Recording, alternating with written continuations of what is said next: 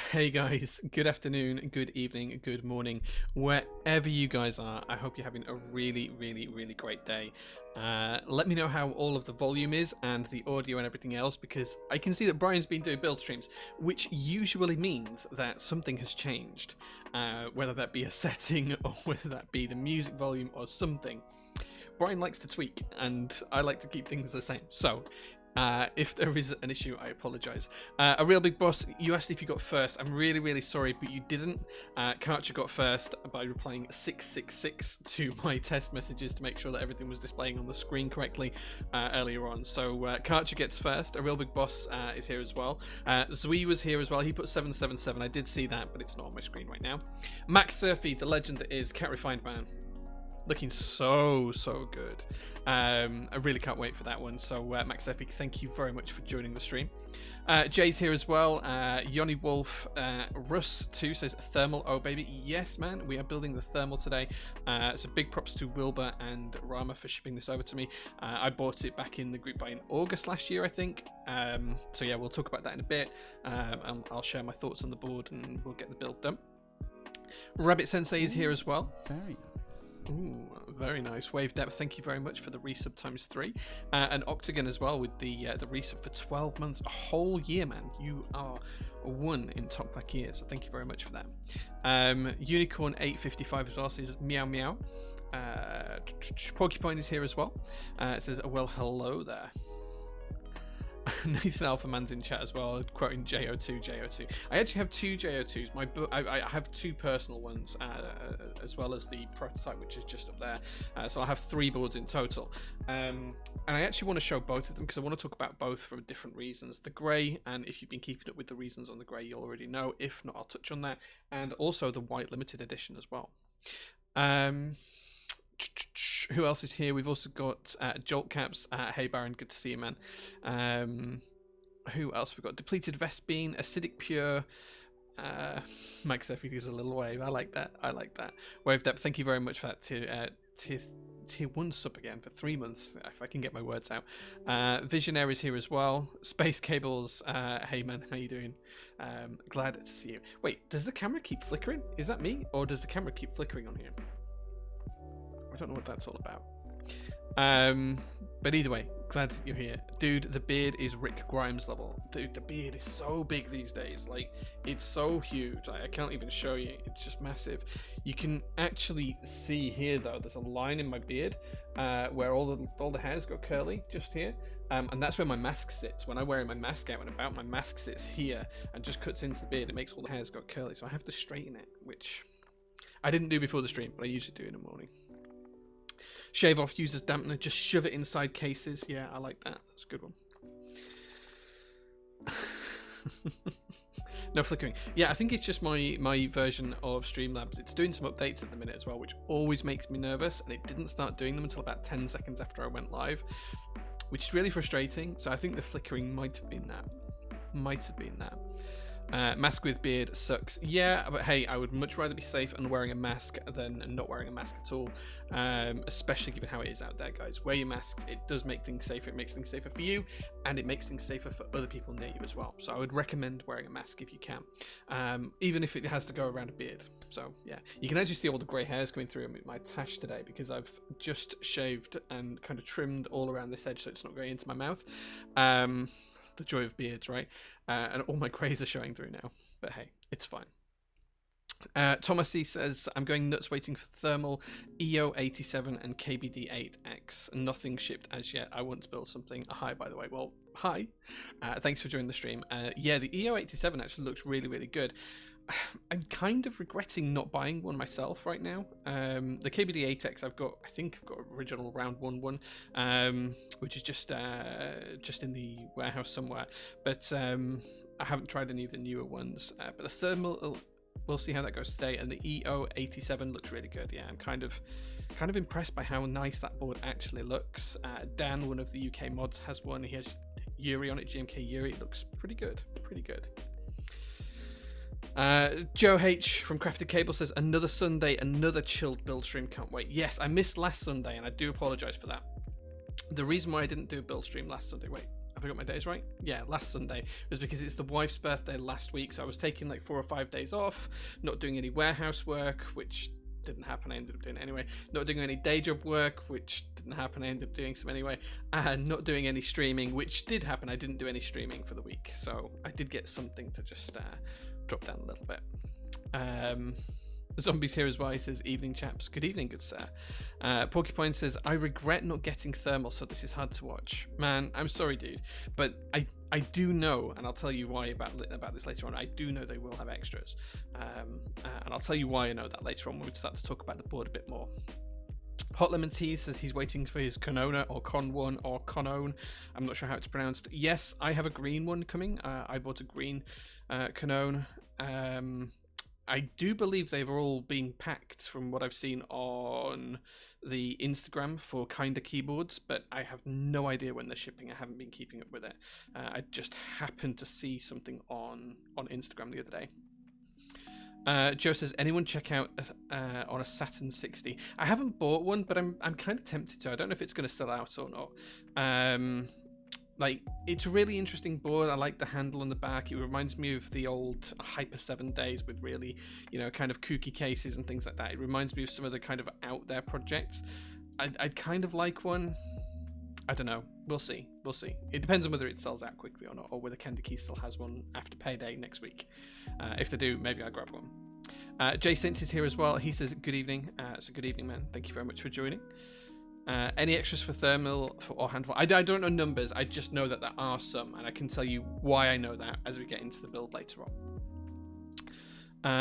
I got in on the mint color. I just really like the look of the board, kind of funky.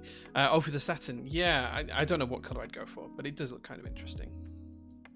As far as gimmicky cases, I'm looking hard at the Brick 65s. That's the Lego one, right? The Lego one. Yeah, it's kind of interesting. Yeah.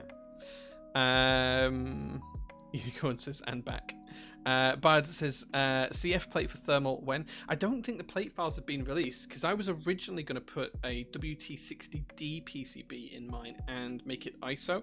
I'm not going to do that now for reasons that I'll talk about in a few minutes, but as far as I know, Wilbur never actually released the plate files for it as yet, even though he said he was going to. I'm sure he will, but as far as I know, they're not available as yet. At least when I last asked him about them, they weren't available, which was probably, I don't know, late last year, early this year. I'd have to look up the dates. I haven't asked him about it again, so I don't know. I might have missed that they've gone public. I don't know. Enigma Keyboards here as well. Hey Enigma, he says, did the regular J-02s finish production too? Yes, all of the J-02s have finished production. There's some stuff I want to talk about on that though. So there's some caveats to that, and we'll talk about those in a few minutes. We'll probably talk about that when I start to show you some of the boards, but in a real gist of it, all of the original group buy orders and some extras have been produced. There is an issue with the grey. The grey one, the people who bought grey in the group buy are getting boards remade if they opt in to do that, and all of the vendors are sending out forms. But yes, all of the boards have been made. They've all been shipped to vendors. Only Canon Keys haven't got theirs yet. So Ilum KB, Prototypist, and my keyboard, we all have our boards in and ready to go. I'm shipping the limited edition boards Monday, Tuesday this week to buyers who bought through me, and then the rest of the vendors will do what they can, because I didn't sell any of the standard edition grey ones, which will need picking up, but we'll talk about that a little bit more later on. Zombie says the Saturn 60 looking thick. It does look thick. Do you know what? It's a really kooky, kind of great case. I kind of love the idea of it. I just need there to be one available when it rolls around past my payday. We're doing a ton of decorating at home, so funds are limited to say the least. In the past month, we've done the spare bedroom, or one of the spare bedrooms. We've got 2 spare bedrooms. We've done one of the spare bedrooms. We've done my home office, which has been re-renovated. We've done the bedroom, and we're currently doing the ensuite bathroom. And once that's done, we've actually done some slight tweaks to the kitchen already. Now, that's not a huge makeover, but the wife lockdown things happen. She wants stuff done, so trying to find and justify keyboard purchases at the minute is tough. Mode's here as well, saying hello. Hey Obscure, thanks for joining, man. I still need to see my Mode 80. I thought I was getting 1 cent to try it on stream. I don't know. UCR Jesse says, I missed the story as to why the J-02 before the J-01. So the J-01 actually ran originally in its first form back in 2018, and the original prototypes for the J-01 happened before that. Now that was only a group buy for a limited number of boards. I think there was 17 in total produced and only 14 were sold. And yeah, that was it. That was the group buy. Then the J-02 was kind of a natural successor to that, and it kind of took off and was a little bit more popular than I expected it to be. So we got other vendors involved at that time because I was in the middle of setting up prototypists. I didn't have the infrastructure in place. So the J-01 was very limited in its production, and then the J-02 happened. A year and a bit later. And that went really, really well. And then I was kind of working with James, AKB, on revising, because he did the J-02 as well. He didn't do the OG J-01, but he did the J-02. And we were kind of revising the J-01 in the background for a number of different reasons. And then that group buy happened quite recently, back in September, and that went just so crazily well. I couldn't believe the response. Just huge thank you to anyone who joined, because it was amazing. But yeah, so the J-02 didn't come before the J-01, it came after the J-01, but the J-01 revision one came after the J-02. There you go. Simple as that. Speaking of keyboards that aren't the Lodestone, I do like the Sagittarius a lot too. Yeah, so Lodestone will happen. Flex and I are going to start picking that back up. We both had other projects that have been ongoing, so Lodestone kind of productivity dipped, but it'll come back. Don't worry about it. It will happen. Excuse me. I do like the Sagittarius a lot too. That's the Gondolindrum and Upas kind of split. I don't want to call it Alice style, but Ergo style.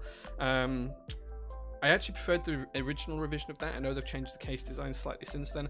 I think I preferred the original to the new one, but that's just me.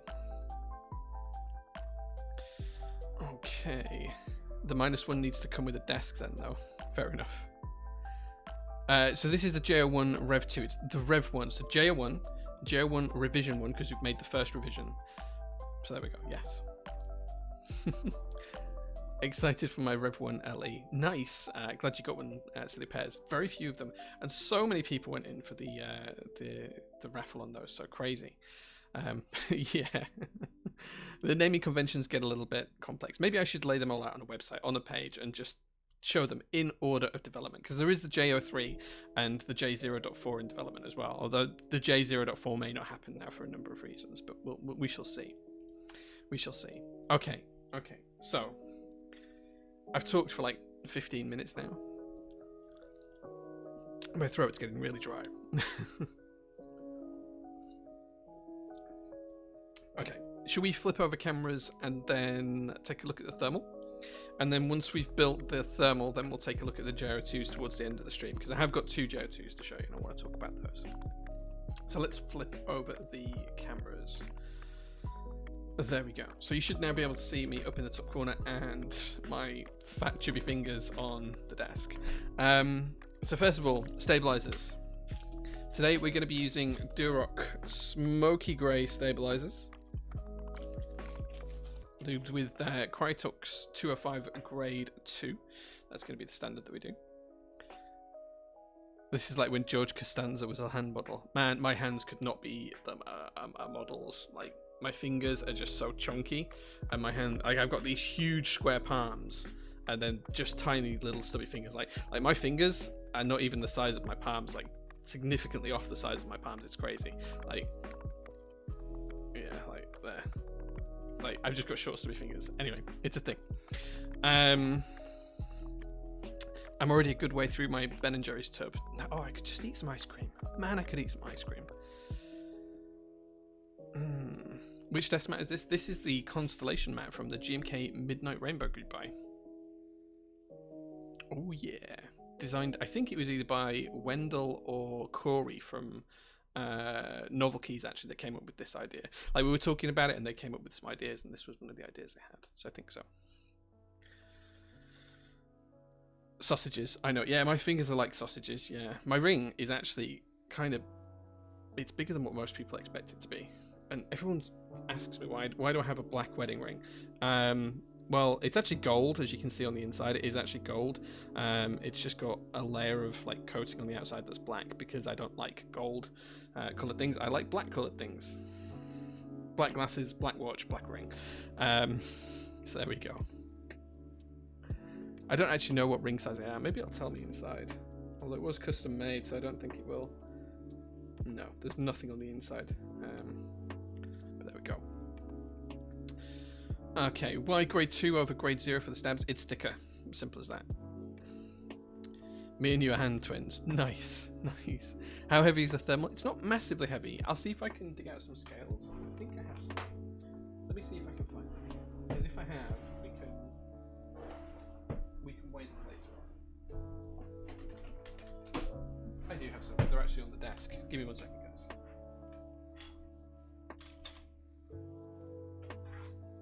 Okay, scales for later required. There we go.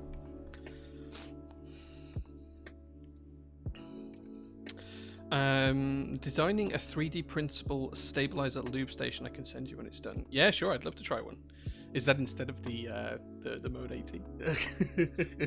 I'm winding you up, man. I'm winding you up. I should get some ice cream delivered. Are my glasses carbon fiber? Yeah, they are. So hold on. Let me show you. There you go. If it focuses, focus please. There you go. They are Ray-Bans with carbon fiber. And how weird do I look without glasses, right?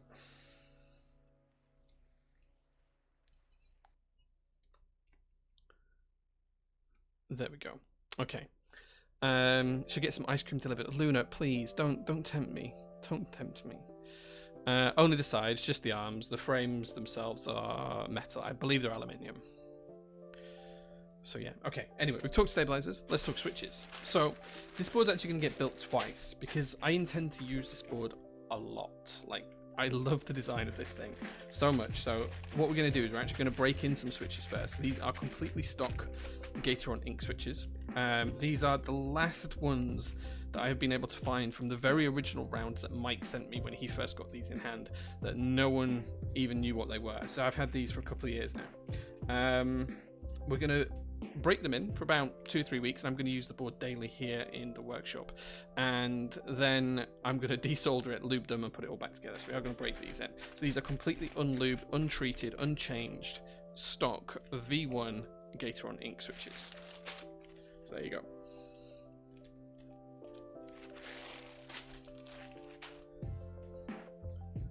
Quite the handsome fellow with and without. Thank you. I do not like myself without glasses. Like, I don't think my face is particularly nice without glasses. It's not symmetrical at all. And of course we know symmetry equals beauty, so yeah. Our best friends Ben and Jerry. Trolling Cootie, yo, hey man. Rust V1s, hand them over. Sure, you can buy the last ones, whatever's left, because I think there's 100 in this pack, so you can buy the last ones off me for like, I don't know, $4 a switch, I think, Rust, something like that. That'll do, yeah. Do inks need breaking in before lubing? I've been using mine stock for about 6 months. So they don't have to be broken in. I've lubed them. I think I have inks in here. I think that were just lubed straight off the bat. But I just want to break these in because I really want to use this board a lot. So there we go.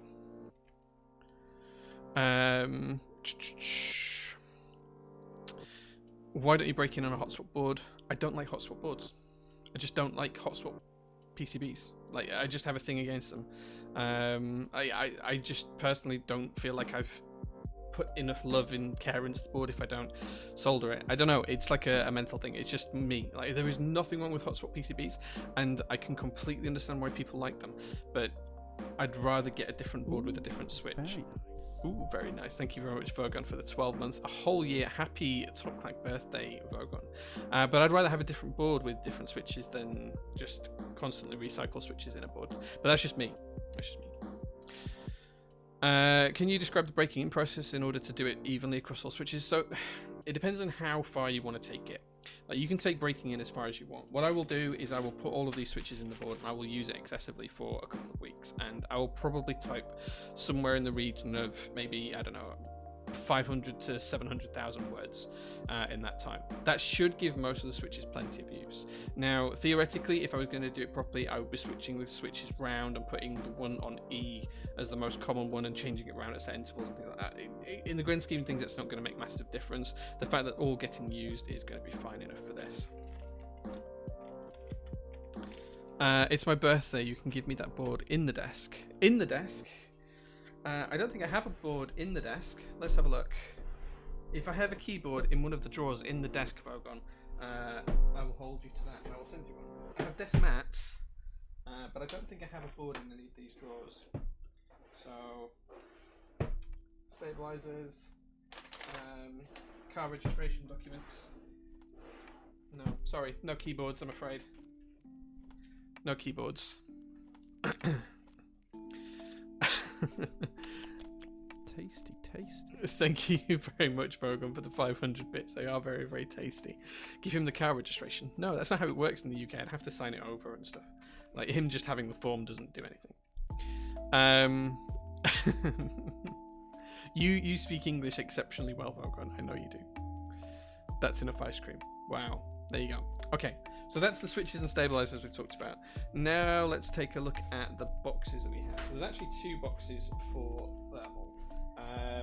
There is the keyboard box, which is exceptionally stunning in its design, as well as that. And I have to be careful here because I'm looking keycap sets over, because there is a label on the back with my name and address on it. So this is the first box we're going to open.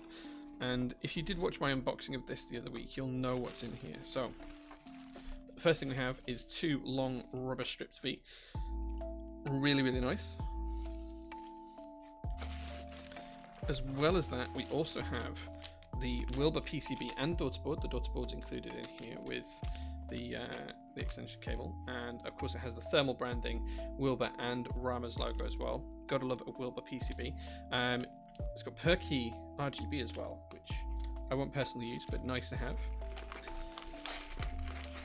We also get a pack with some Rama stickers, a switch puller, and a cable included as well. And we'll take a look at this as well in a few minutes. And I think that's it that's in there. Yeah, that's what we have in the first box. The second box is, as you might have guessed, the board itself. And look how good this box is, right, guys? Like, it is just absolutely lovely. Like, how clever is that it shows the back of the board on the back of the box, and then on the top you've got the Foundry Wilbur Tech thermal 60%. Now this is really shiny, so it looks a little bit blurry on the screen, but that's because it's really, really shiny, and it's kind of metallic, so the camera doesn't always pick it up very well. So if it looks a little bit blurry at distance, that's why. Taking the case off,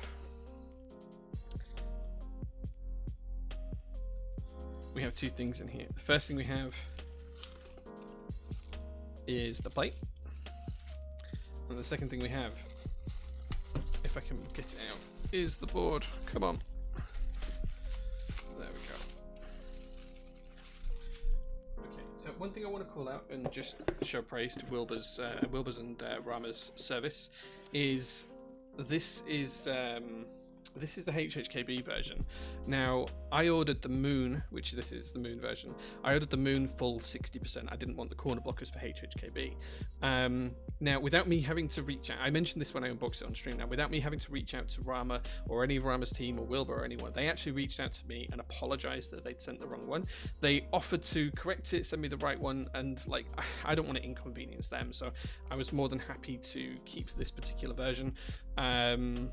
It means I don't have to find another plate and PCB and everything else as well, because I keep this as ANSI HHKB. I don't like ISO on HHKB. I only like ISO on 460 or Winkela 60.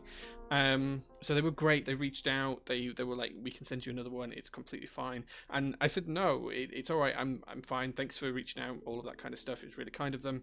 But I'm going to stick with the HHKB one. Now, what they did say is if I change my mind, they will have extras, so I can change at any point. And that's how I know they've got extras. So if I do change my mind, I can let them know. But I fully intend to keep the HHKB one that was delivered. So big shout outs to Rama and team for the level of service. So thank you very much for that.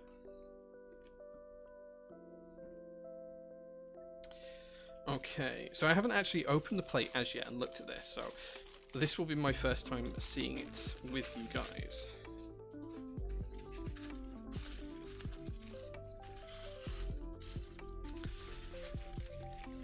Do you have to use the included PCB with them? I think you can use any 60% PCB as long as it supports a Dustboard. Yeah, I think the HHKB does look better after seeing a few bits. So here you go, guys. Here is the plate. And as you can see, this is super shiny. This is really nice. You can see it's got the leaf spring cuts around the outside, which does mean that there is some significant flexibility available in there. It's very cleverly designed by Wilbur. So looking really good, really shiny. Makes me excited to put it together.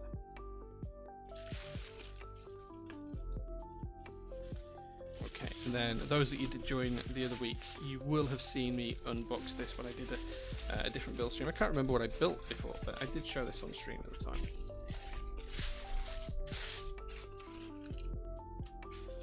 And here is the thermal itself in the moon colorway. That's just fingerprints at the top. Channel for the USB here, daughterboard area just here. Looking pretty smart. You can see the grooves here on the base for the feet. Wilbur's logo. This is probably going to get infilled at some point, I'll be honest. That's probably going to get some infill. And it might get some very special infill based on the keys that we're going to use this. Here's the edge design. You see the seam down here. There is a slight color difference between the two anodizations, but it's not enough to bother me. Like it's pretty close. Got to love a central USB port as well. You can see again here just the slight difference between the top and the bottom. But from the top down, it looks great. These thermal fins are going to look fantastic when the plate sits in between them, because as you can see, the plate is as wide as the board. So what you're actually going to see is you're actually going to see the reflective silver through these areas here. Okay.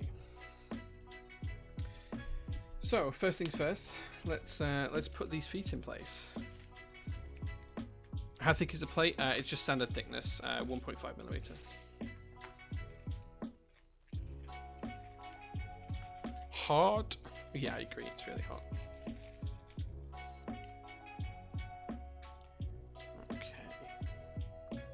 These are just self-adhesive backed, so we're just going to peel off the backing, and then we're just going to, pop these into place.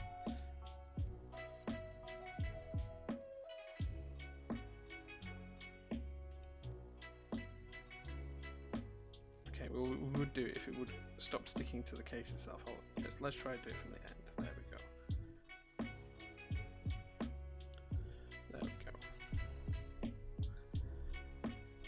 It's rubber. It's like a thick rubber, maybe 4mm thick of rubber, something like that. Jampot's here as well. Hey Jampot, good to see you, man. Put the second one in now.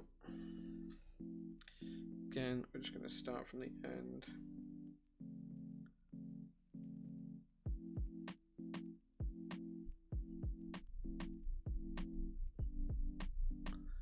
Okay, there we go. Okay, so it's held together by a few screws already in place. I'm just going to take those out. It's not got all of them in. Oops.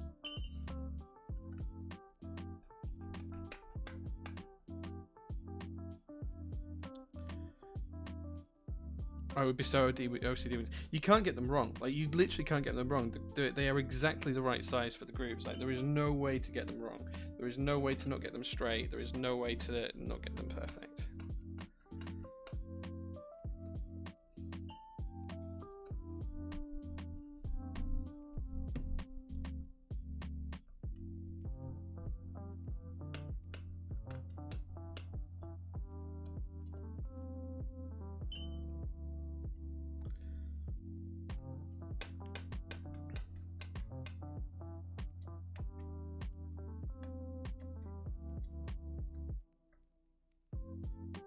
I didn't know, Jampot, that the plate file was made available for the thermal as yet.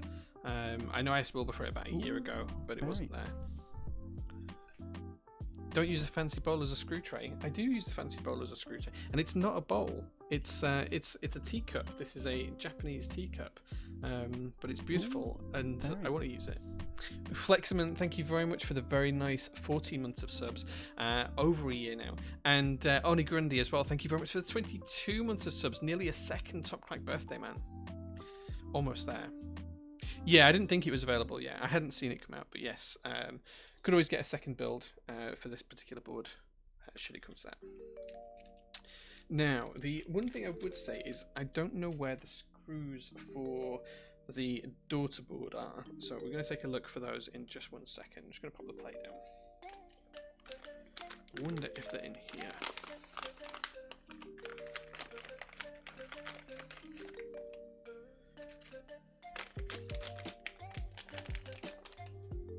So first of all, some RAM stickers. I'll get these up on the sticker wall, I think, probably tomorrow. So watch out on the Insta stories for that. Some RAM switch pullers. These are really nice, actually. I have another set of these. I do find that they still bend. They're not perfect, but I have got some of the Morgree ones coming in, so I'm excited to see how they are. But yeah, these are kind of nice. Okay, now there is a cable and some screws in here. Here we go. So, first thing, Rama branded USB-C cable. Show you the branding on there. Hope I got it the right way around. There you go. Nice braided cable, looks pretty good. It's got the logo on focus, locus. There you go, got it on both sides as well. We'll pop that to one side. We will probably use that as part of the build. And then we even have, so this is the really cool part. So these are the little screws to hold the Dustboard in place. And even the Allen key is Rama branded. And I'm not sure if my camera's going to pick this up.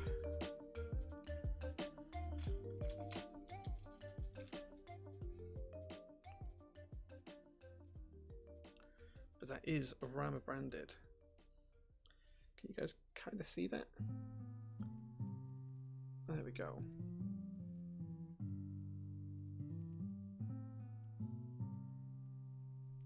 There we go. Oh, okay, let's catch up with chat for a minute before we carry on. I can help. So there are 2 sets of 8 screws. One set is for the case, the other slightly smaller for the Dustboard and plate. Took me a while to figure it out. Yeah, so I've actually got a... I've got 2 packs of screws. You are absolutely spot on.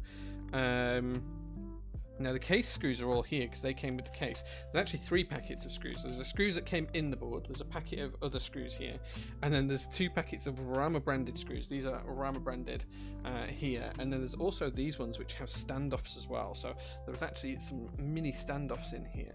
So we'll work it out as we go through. But it looks like the smaller of the screws in here is the same as those ones. Yes. In fact, there's 2 types of screws in there. Interesting. Interesting. Yeah, it looks like, I'm going to guess that these are for if you want to put the hot swap plate together. That's what my first guess is, if you've got a hot swap board and you want to put the screws in here. That's what the countersunk ones are going to be for. And I assume that's what the standoffs are for as well. So we probably won't need that packet. Who is who? Who's who? Who's what? See, Agu, did you miss the unboxing for the J-02? No, we're going to do that at the end.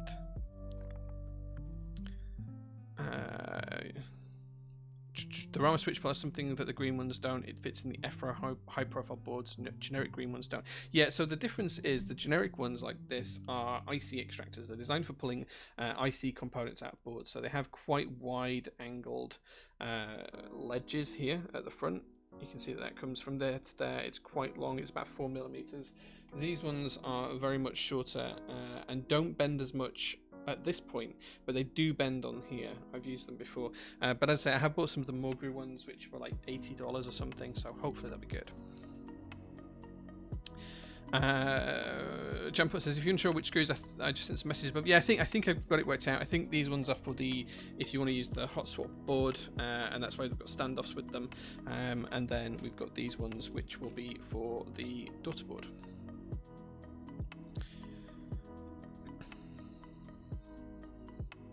Rama has an eye for details. He does, yes. The longer Torx branded are actually case screws. Oh, interesting. The longer Torx screws are actually case screws. Interesting. So which part of the case do they screw into? Oh, is that for the? Is that for here to put the plate in place? And then we put the board together through the other ones. Is that the case? The ones in the bowl. Yeah, these ones here. These ones are the case screws. Yeah. These ones are the case screws, I'm aware, yes. I love Chili says, hey man, good to see you. Thank you very much for joining, dude. The ones in the bowl, yeah. These ones here, I'm pretty sure, are going to be for the daughter board. Now these are Torx. They do come with the screwdriver. I have Torx screwdrivers in there, but we'll use the Rama one. Why not? But I'm pretty sure. Let's just test and make sure if I don't drop the screw that these actually screw into this part.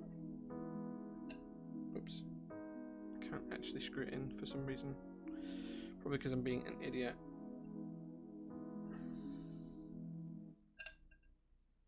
Okay. I'm gonna change the screwdriver. It's just a little bit too short for me. And then this is the challenge here: finding the right Torx Torx screwdriver for this.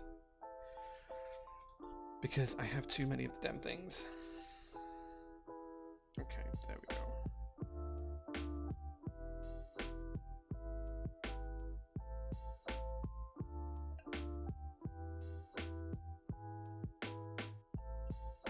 Yeah, so they're definitely the Dustboard screws, yeah.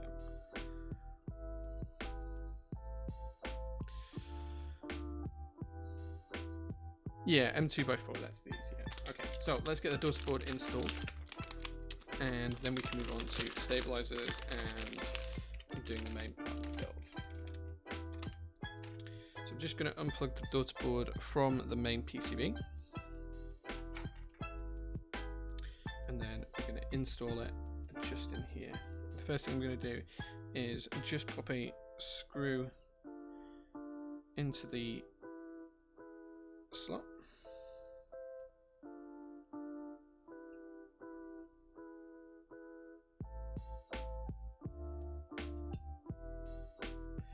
Just going to screw that down just gently. Pop one in each of the four corners. I'm going to go diametrically opposed here.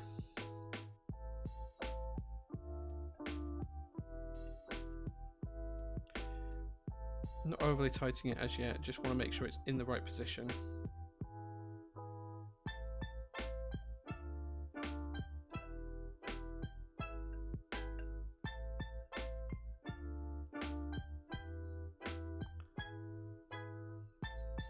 Tree Leaf's here, hey man, good to see you, dude.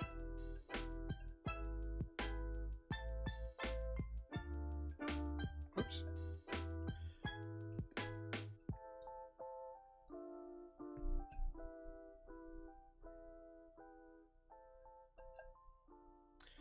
Now, typical for me, I can't get this screw in. Come on. It's at an odd angle to hold it and drop it into place. And the tips of my screwdrivers are not magnetic. Typical. We'll get it in place. We'll get it in. I feel like Rama's gotten to the level that they no longer need to do pre-orders. They should just start producing boards and so on. That's the issue with that is it's having the capital up front to do it right. That's the issue. Okay, now these are all in. We're just going to give them a nice little tighten. Not too tight, but just make sure they're in good condition. Tuck the cable into its groove, make sure it all fits nicely. And that looks good there. Pop the screws back in place.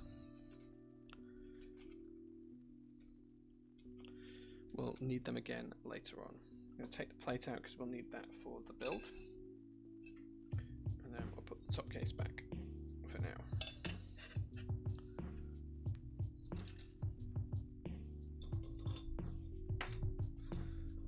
Okay. There we go.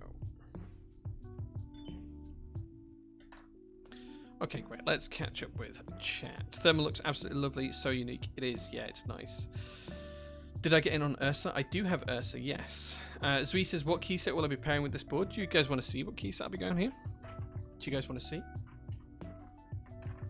Ooh-wee. This is what we'll be using with some of the novelties, of course. So there we go. But I did get in on Ursa, yes. It's actually really lovely. I need to find a good board to put that on. I do have something I kind of want to put it on. We'll see, maybe. Maybe next week's build stream. I just realised the port cutout, so you can really use any rubber PCB if it has a port or not. Yes, so Uniball, there is a port cutout just in here. You can just see it there. So you could use a standard PCB as well if you'd like to. You will need to have some jumped out pins for the daughter board or something like that, but yes, you could do it. J-02 first. Upas wants to see the J-02. Sure, so there's a couple of things I want to talk about with the J-02. Those of you who've seen the announcement, you'll know that there's an issue with the grey. I can't remember which way around I've got the boxes here, so we'll see which one this happens to be. But yeah, let's do a J-02 unboxing whilst Upas is here. Just show the J-02 box.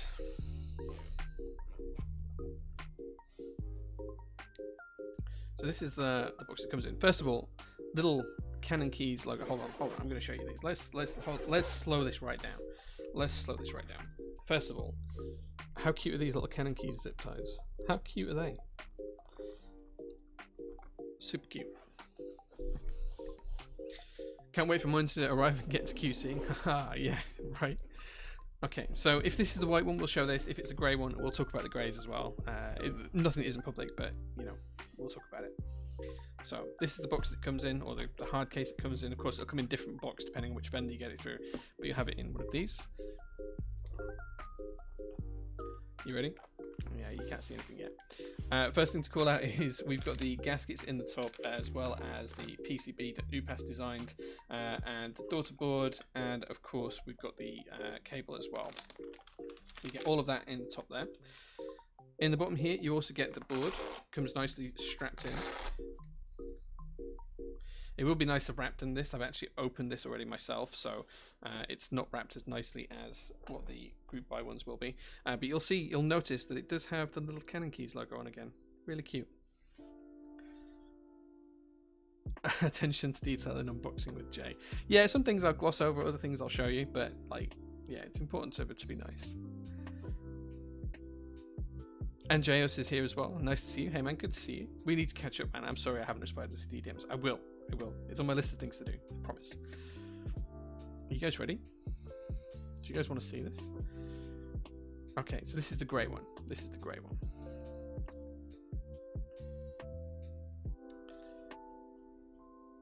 So, a couple of things to talk about with the grey. Now, when we got the grey, it's not the grey that we ordered. Okay, but it looks great. So anyone who bought the grey has a choice. They can either wait and we will remake these and we'll get the right grey made for them, or alternatively they can take this one and take this this particular grey. Now it's a really light grey, but it does have that kind of reactive edge to it, so it gets darker in dark light. You've got to bear in mind I'm under very bright streamlights here, guys, so that's probably a more accurate representation of the colour. As you see right now, that's a more accurate representation of the colour. That is under really, really bright streamlights. You can see them reflecting off my forehead, so you know they're really bright. I'm trying not to touch the brass, but there you go. You see a few handprints over this because I have been manhandling this a little bit. You see the acoustic cavity in the base, the daughter board slot, USB port on the rear. Look how nice that brass looks. Look how nice. Now this is my personal grey one. J logo on the bottom. You can tell the metal's cold here in the warehouse. So as I say, that's probably a more realistic way of how the colour looks, but you can see it's super changeable in the light still. It's kept that redeeming quality, but it's not quite as dark as we wanted. So if you did order the grey and you don't like this version, even though this version is absolutely stunning, then you can just fill out the form. I think Upas has already sent his out. I think Ilum KB and the Necros from my keyboard are going to be sending out shortly. So yeah, definitely take a look out for that. I'll be building my limited edition version of this on stream next week. This particular version is going to go to Stash Builds, and he's going to build this one for me. So watch out for that as well. Okay, should we show you the white one now, guys? Should we show you the limited edition? Limited edition time? Yeah, okay.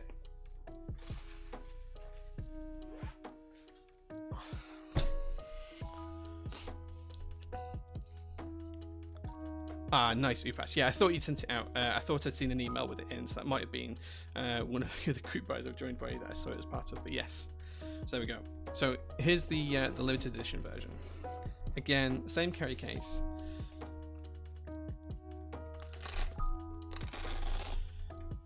Yeah, thanks, Flex. Yeah, the grey that it's come out of, I'd say it's closer to silver than grey. It's still it's on the grey side of silver, but it's not the grey that we wanted, and it's not a huge difference, but it is a difference. And both colours look great. I'm actually really impressed with how that looks.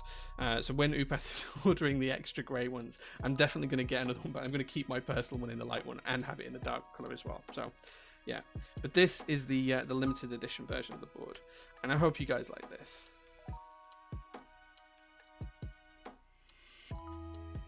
I really do hope you guys like this one, because this is something a little bit more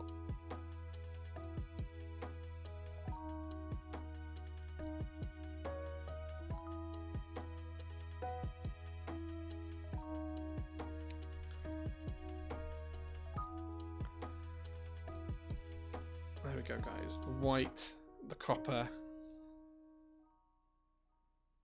How good does that look?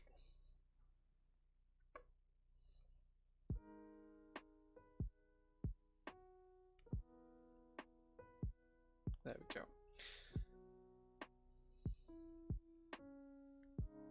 Try and get you close up on that copper. This one's actually a little bit heavier than the brass one. It's kind of like a little bit heavier. It's probably like 10 or 15 grams heavier. It's noticeable. But yeah, really, really excited to get this built.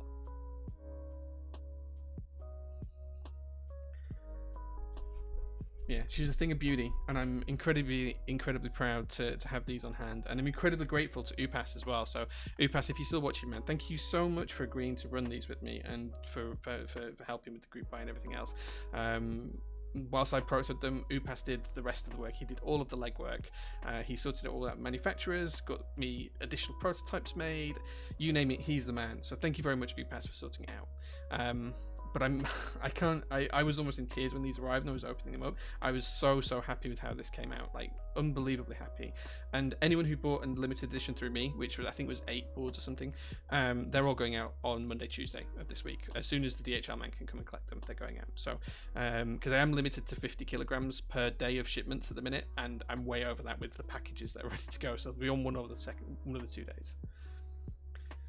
So there we go. That is the J-01 limited edition. So I'll be building that on stream next week, and then Stash will be building my light grey board. That's going to go out to him probably the back end of this week once I find some switches for it. So I'm going to send that over to him and get him to build that for me. So there we go. Penguin Dropping has just woke up and tuned in. Well, you missed the J-01 parts that have just come off the production line. Penguin Droppings. We talked about those right at the top of the show. Didn't we, chat?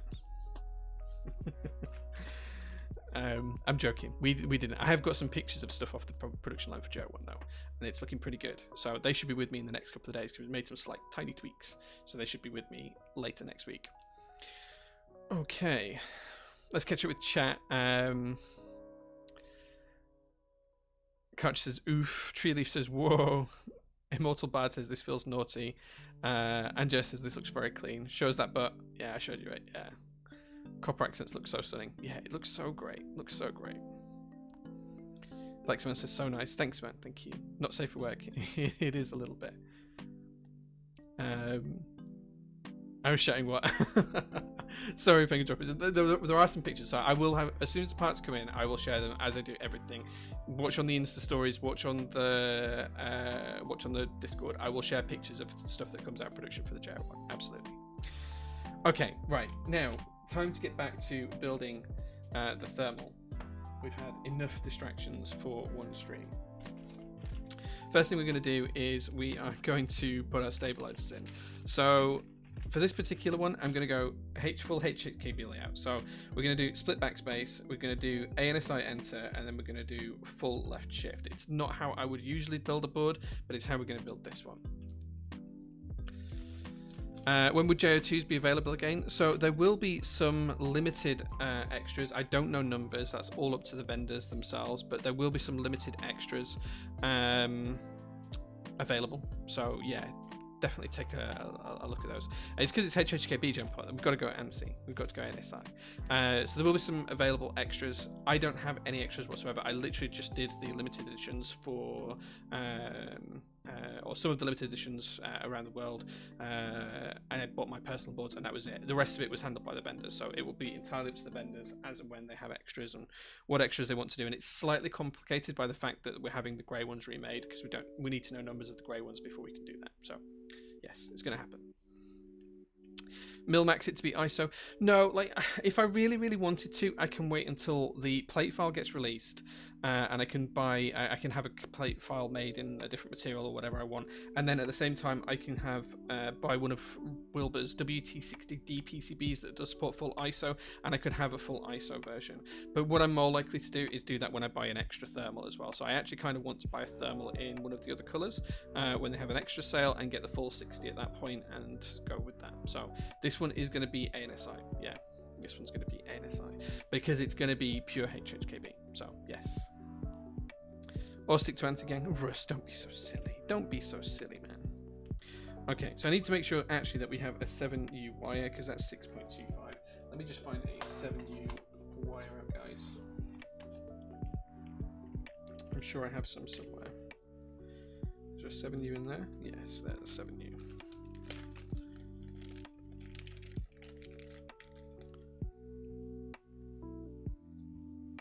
Yeah, the Mechaniste one is the WT60D jumper, so it's still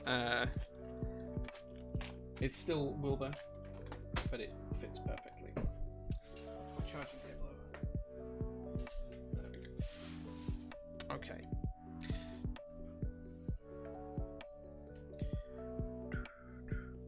So we need spacebar, we need left shift, and then we need ANSI enter. And that's it. I'll keep the screws out. I'm not building it ANSI, I'm building it HHKB. There's a right way and there's a wrong way to build this particular layout. I'm going to do it right. That's all it is.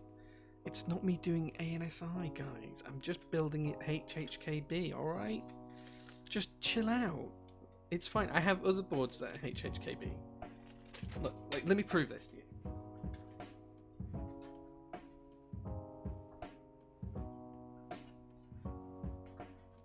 Look, see?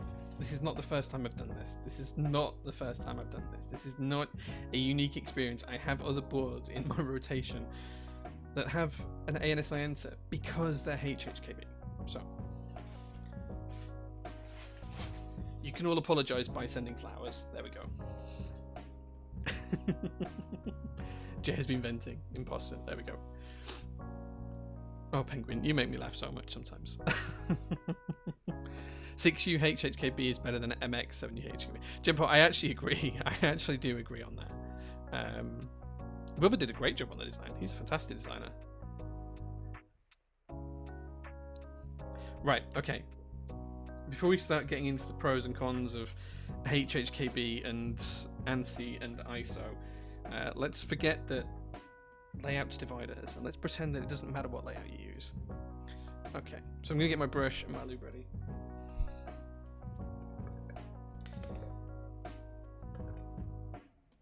There's no right or wrong in this world, Vogon. You just be happy with what you're doing, and nothing else will matter. Okay, so I'm just going to prepare the housing for the first stabilizer. What are the cons of HHKB? You can't have ISO enter with it. Well, you can, but yeah, I do have a HHKB ISO enter full backspace kind of top, but it's the one time where I prefer to use the ANSI enter. This isn't like a new thing. I've talked about this on stream before. You guys know this. You're just winding me up now.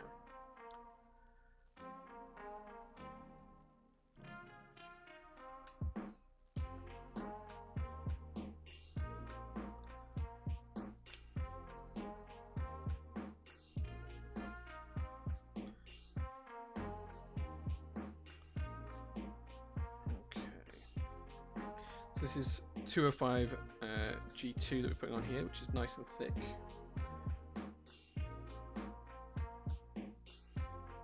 Okay, way too much on the brush then. We'll cope.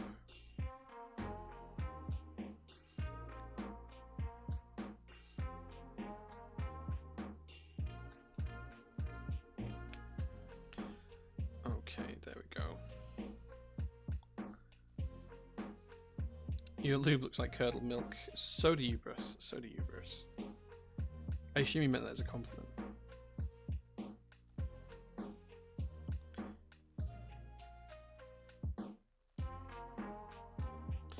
Okay, just lubing the sides of the sliders now, just to make sure it's all going to move freely.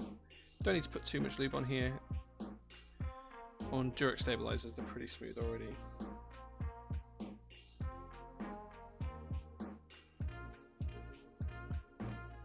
Can I see how you're applying the 205 grids? Yeah, let me do this stab and then I'll show you on the next one. And it's G2, yeah, G2, yeah. Okay, I'm just going to take a small blob and pop it in the rear.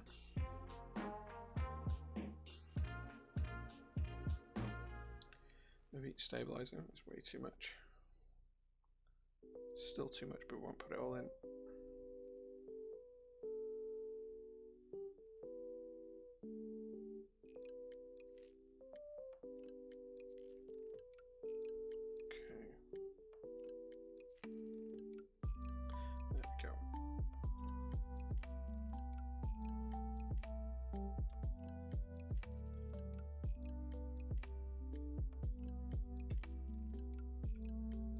Okay, so just for tree leaf, let me show you how I lube the stabilizer. So I'll do one full side first, and then you can see. So first of all, we take our wire. If the camera focuses, go on camera, please. Let me zoom in for this. Let me zoom in. Okay, so we take our wire. We take some lube on the brush, and we're going to put it on quite thick on the wire. You want to go round the curve of the wire as well, towards the front. We're going to make sure we've got plenty on the other side as well.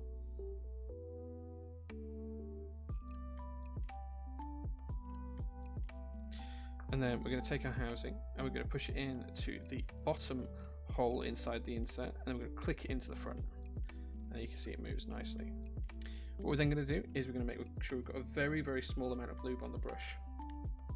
And we're just going to put a really, really fine layer on the side of the slider. And we're going to flip it over, do the same on the other side. There's no right or wrong here, guys. If you like to do it differently, that's good for you. Then we're going to take a small amount and just push it into the back like that, and we're just going to brush away the excess, just like so. And that's one side done. And then we're going to rinse and repeat, do the same on the second side.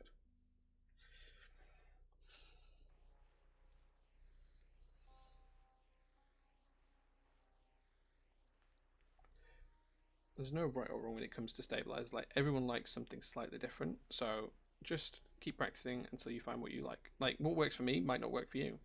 What works for every other builder out there might not work for you, and something that does work for you might be very different. So just keep an open mind.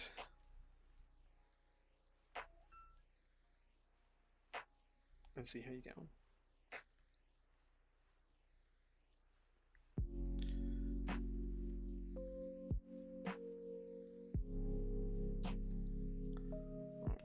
Clips in, and we're just going to put a small amount of lube on each slider rail,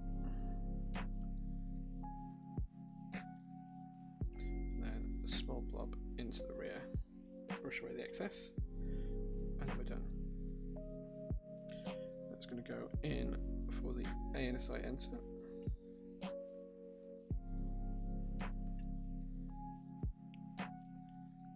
I'm here to chew bubblegum and lube stabs, and I'm all out of lube. Well, feel free to have some of mine. I got a good deal on about 5 of these tubs, so I'm more than happy to sell it in bulk.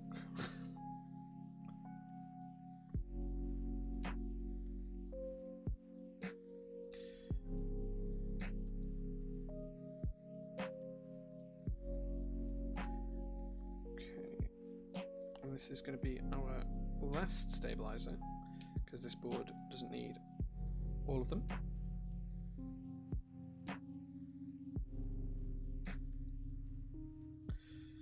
Russ said I was toxic. Only to you, Russ. Only to you.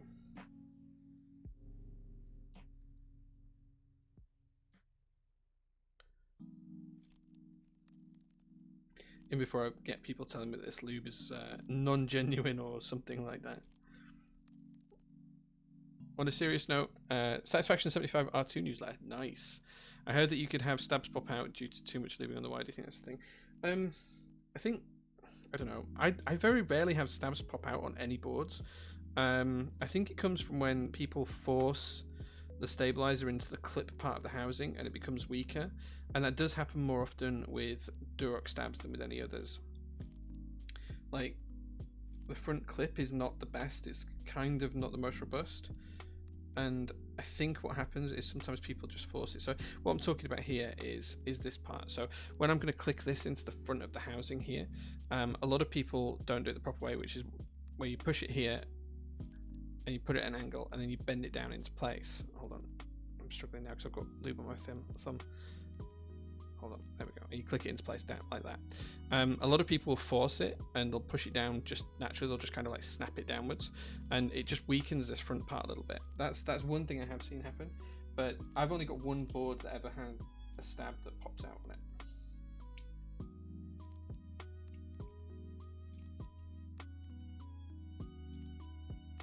Okay. He says as he realizes that he hasn't got this stabilizer even in correctly.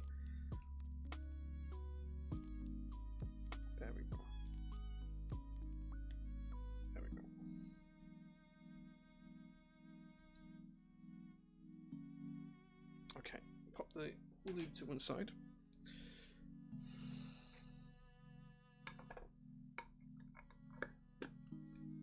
There you go. Okay, let's zoom the camera back out.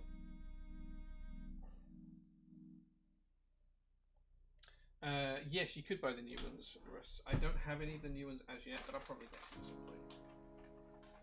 Okay, just going to clean my hands off. Waiting on GMK stabs, the new revision ones. Yeah, I actually spoke to GMK about them the other day. There's basically no update on them as yet, so at some point they will arrive, but they're not ready just yet, so we shall see. Okay. Now it's time to screw these stabilizers in place.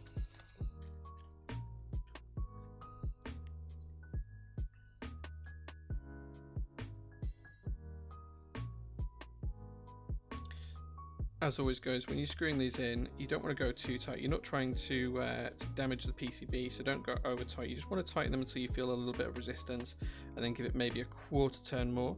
You don't want to over tighten it and crush the PCB.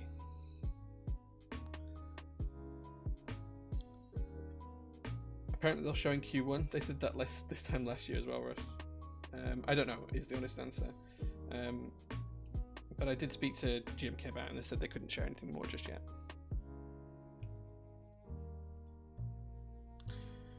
Okay, now we're going to move on to this stabilizer here. If I can stock them though, I will. I will absolutely get some, guys.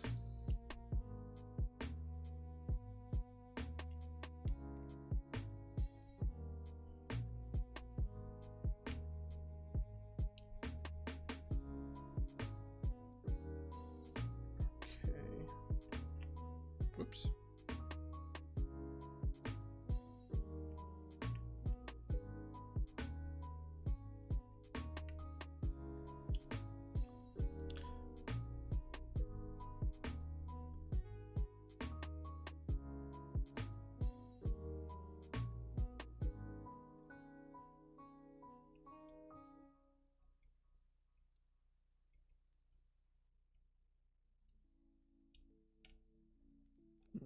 Okay, I'll push this one out of place. Let's hold on.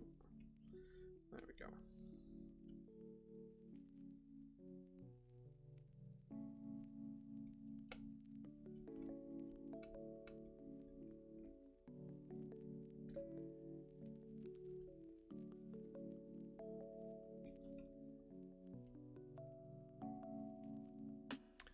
Okay, so apparently the camera died. Give me 1 second, guys. I'll fix that.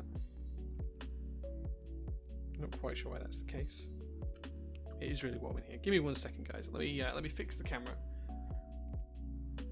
and open a window because it's really warm.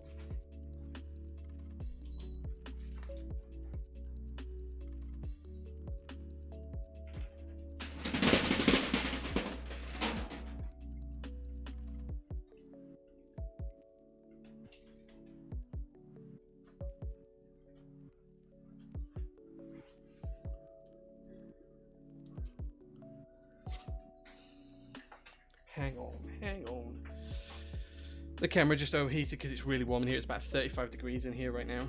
I've had the heating on since I got here earlier on today. 35 degrees Celsius in here. There we go. Camera's back now. It should be okay. The window's open. It should be fine. It occasionally does this. Okay, so that's the stabilizers in the board. Next thing to do is enter the switches. And to do that, we're just going to put the plate into place, which fits perfectly. And then what we're going to do is start to put some switches in the board. The napkins dropped. The napkins dropped? Don't know what you're on about. We've all gone, please be clear, good sir. I don't know what you're talking about. That noise. Oh, it's the shut. Okay, so let me show you guys. This is my office here. So you can see here, that's the window over there. You can see the roller shutter. It was just the roller shutter that I was rolling up, because this is a warehouse. So it was literally just that. There we go. Oh, and apparently it is still too hot in here. Very nice. Jack Static, thank you very much for the subscription, dude. Let's put the fan on. It is really, really warm in here. The radiator's just behind here as well. I can feel the heat coming out. Both cameras are actually red hot, so yeah, I've just let it get a little bit too warm. Give me 1 minute, guys, and we'll get the camera back working.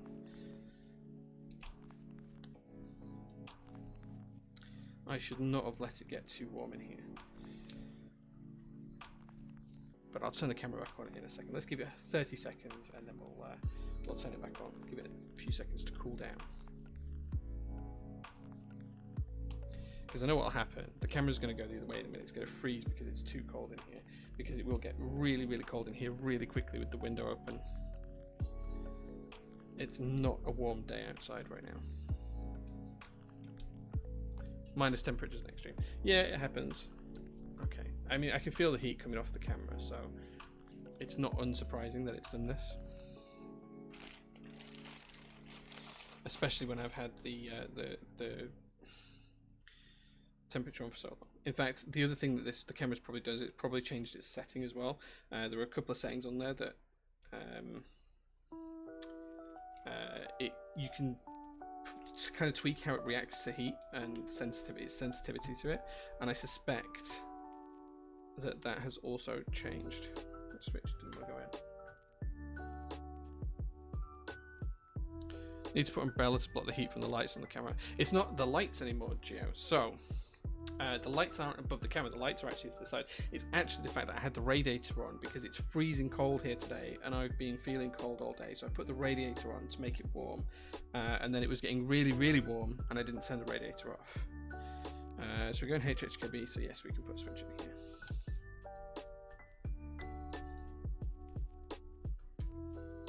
Yeah, the new lights are LEDs. There's no heat off these lights at all. There's just like no, you can put your hands on them and there's no heat off them whatsoever. The old stream lights, yes, you are absolutely spot on. That was one of the issues we had at the old place when I used to stream from home.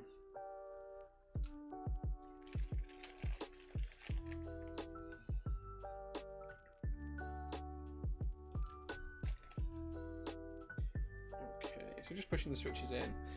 Once we've got enough switches in to hold the board together nicely, then what we'll do is we'll just make sure that it's going to work correctly and it's holding everything nice and level. So just going to check that all of the switches are pushed evenly into the PCB now, and that everything is seated correctly. It's all feeling pretty good. You got to love it when a good PCB's designed and it just holds the switches perfectly. Little umbrellas people put on the cameras, they're taking video in direct sunlight. Yeah, I've seen some of those. They're pretty cool. I don't think I have needed that just yet. It should be okay now. Like, the temperature dropped in the room significantly in the past couple of minutes. Like, you would not believe. I might have to put a jumper on in a minute. I'm gonna have to turn that off. I'm gonna have to turn the fan off.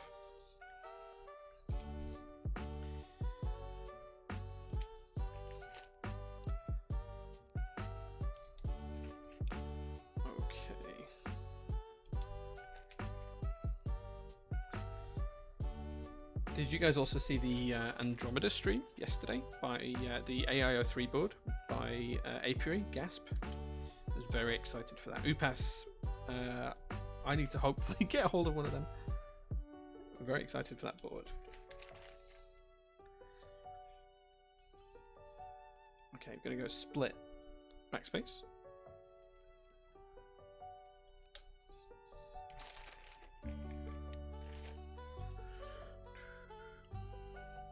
Curious of how these flex cuts feel. Yeah, me too, man. Me too.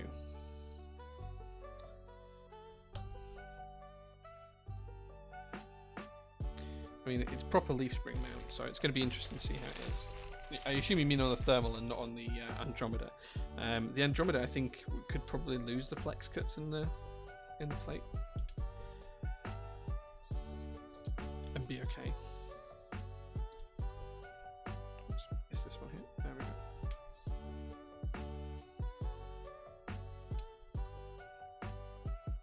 Yeah, Andromeda looks great. It's expensive, but like it looks really good. I'd love to be able to get hold of one. We'll see. We'll see.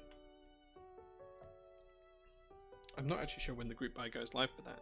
I know it must be soon.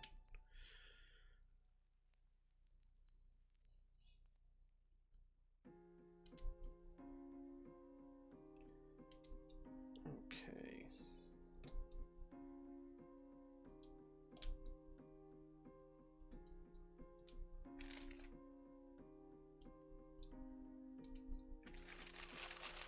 Still not sure about the curves. No, the curves are what make the board as nice as it is, I think. Like we see too often that boards have got angular designs, and whilst I like angular, and whilst angular can be really nice, I think it's really nice to have something curvy every now and again. Like I really want the new Beluga Dollinger. I think that looks really good.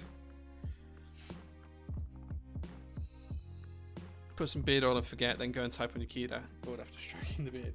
Yeah, well, I put beard oil in every time I have a shower, and yeah, you can do that sometimes. You can forget and touch stuff that you shouldn't be touching with greasy hands. Right, Russ, if you were serious about having some V1 inks, you can have whatever's left. Just DM me and we'll sort it out.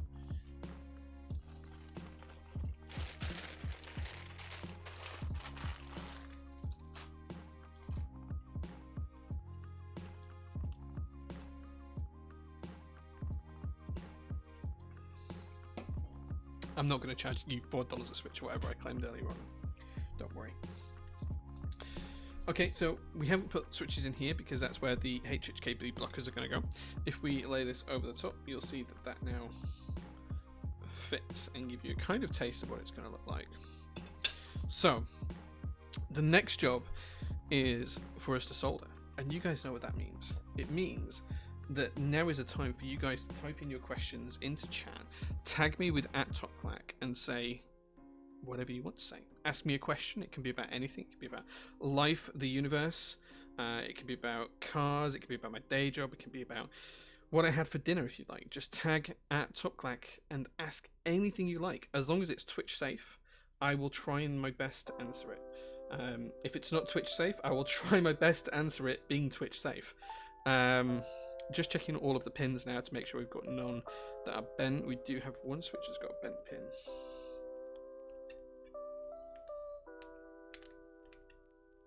And the switch is kind of stuck.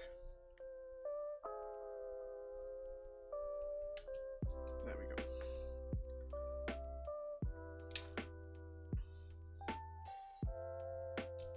So yeah, so ask away any question you like.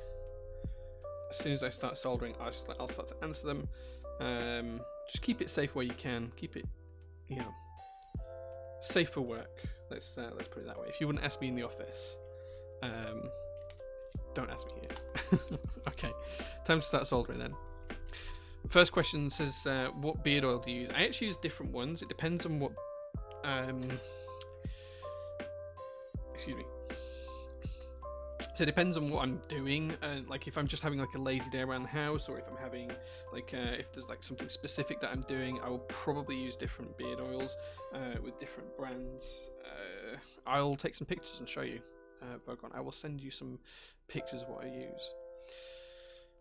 1K units, satisfaction 75 round 2. Oof. Oof. That's going to sell super fast. 1K units is huge.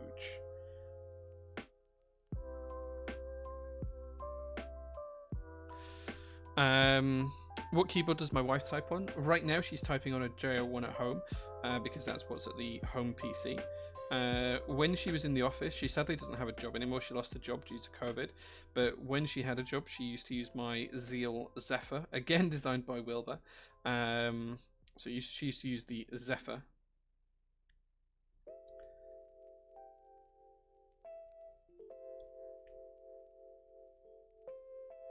So those are the two boards that she uses. Hot Lemon Tea doesn't tag me, but he says, thoughts on Alex Albon? I think he's been incredibly unlucky. Like, he is a really talented racer. I think he wasn't quite ready for the seat at Red Bull, and I think that shows a lot. I think Red Bull have been, for them, exceptionally patient with him, but I can't see him staying at the team next year. I would probably expect to see him replaced by another driver, maybe Nico Hulkenberg, which would be great to see Nico back in a car, because I really, really like Nico Hulkenberg. I think he's a great driver. Maybe Sergio Perez, because he needs to drive as well. It'd be a shame because it'd mean that Alex Albon is no longer in F1, and I do think he's got the talent to be there, and I do think he can race for wins and challenge for them. I think he's just had a bit of an unfair stick for the past couple of months, and he hasn't matured enough yet to be in Formula One. I think actually my favourite of the newbies that's come into Formula One is probably Russell. He's on his journeyman career. I hope that he retains his seat at Williams next year. And that doesn't go to someone else, because I think he could do really, really well. And he's learning so much in a car that is so difficult to drive that when he does finally get a good drive, he's going to be absolutely astounding. Not everyone can have the sheer, balls to the wall talent that Lewis Hamilton had, for example. That just doesn't happen for most drivers. So that's my thoughts on Alex Albon. What did I eat for dinner? Jump up with the question. So today my wife made chicken wrapped in bacon with a cream cheese, tomato and herb sauce on the inside of the chicken. And she made that with homemade potato wedges and asparagus, tender stem broccoli and green beans. And that was what I had for my dinner. Russ, how can anyone like Mecha 01? Some people just like good colorways, man. That's the secret. Some people just like good colorways.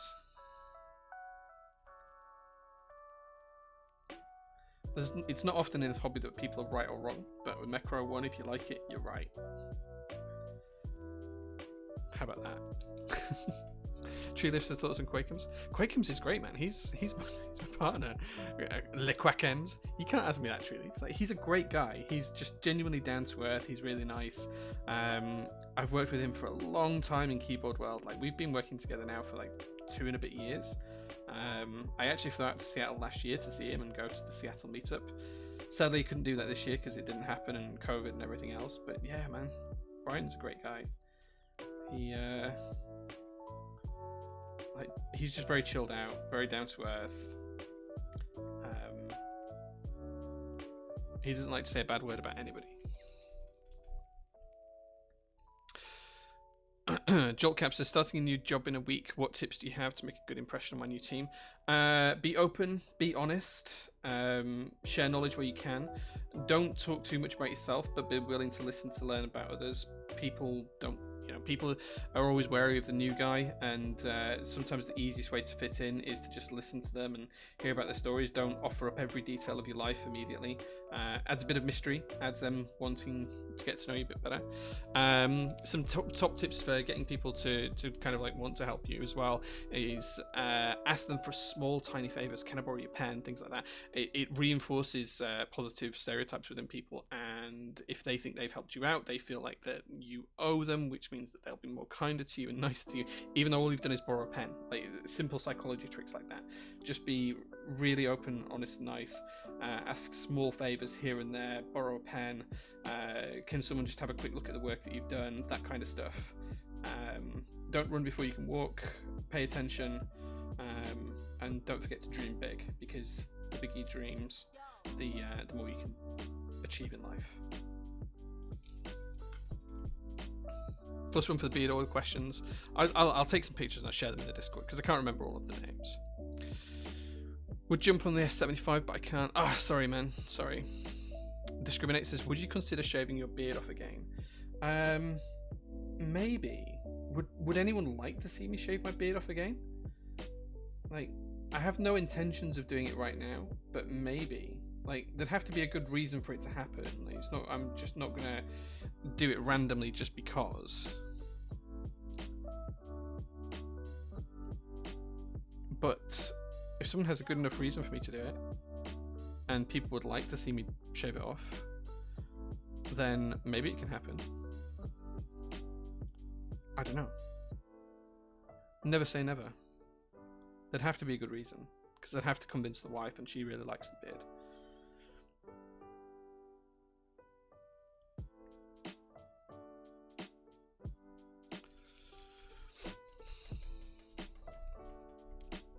Satisfaction 75 on the 31st. Nice.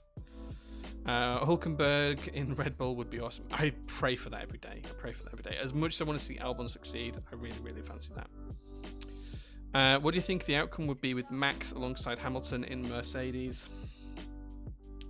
It'd be close, right? I think if anyone could take it to Hamilton, it would be Max, like Rosberg did back in 2016. I think if anyone on the grid has the talent to do it, it's Max. I think even if Alonso came back, which I know he is doing, but came back into Mercedes, I think he's just a little bit too long in the tooth now, and he'd struggle against Hamilton. Like, he's been away too long, he's going to be rusty. If you remember what Michael Schumacher was like when he had a couple of years break and came back, or Kubica, or even Raikkonen his first couple of seasons back after he went rallying, like, it's just going to be a struggle for Alonso, even in that car against Hamilton. He's just going to be no better than Bottas. But, and Bottas is a great racer as well. I just wish he, I wish he had a better team. Sorry, not a better team. I wish he had a worse teammate. So I wish he was in a better team for him, for Bottas' sake. But yeah, like, I think the only person that's on the grid in 2020 or 2021 that could actually take the fight to Lewis is Verstappen. I don't see anyone else with the talent to do it just yet. Of course, Hamilton's getting older. He's going to start to struggle. He's the same age as me, 35, 36, something like that. He's not got long left. He's got maybe, another 5 years at most. So that's going to start to decline. But if we don't see Hamilton, Verstappen a little bit more in the next couple of years, we're probably never going to get to see it. And I think the two stars then will be Verstappen and Leclerc. They're the next generation of Hamilton and Vettel.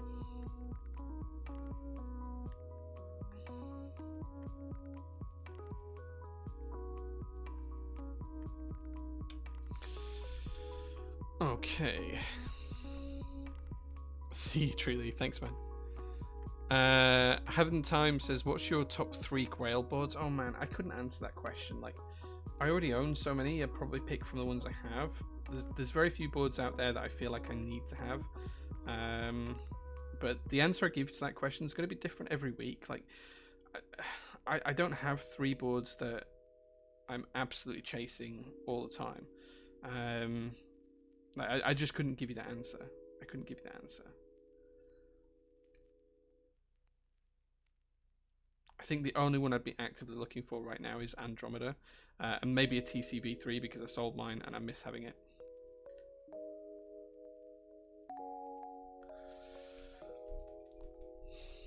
Who eat lunch at 9:30 p.m? I think he's in California. Yeah, he's in California. There you go. Alonso will be so toxic for Renault again. I'm not seeing him helping them at all. Yeah, I mean, Danny Rick's not going to be there, so yeah, I don't know. It's going to be an interesting partnership, to say the least.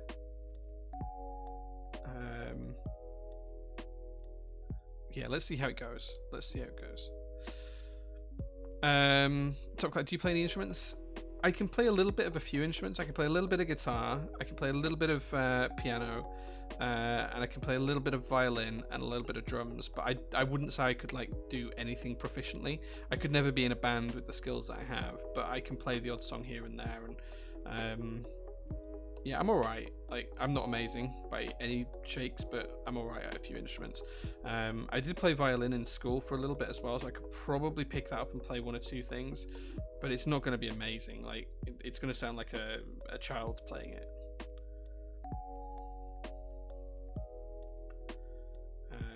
Yeah, I like music. Just, yeah, I'm stubborn, and if I can't do something quite quickly, then I tend to lose interest. And the big issue I have with some instruments like guitar and piano is my fingers are not long enough to do anything with. I have like really big square palms and short fingers. Like my palms are bigger than my fingers, so I really struggle to like play piano or to play guitar, like to do the reach. So I struggle.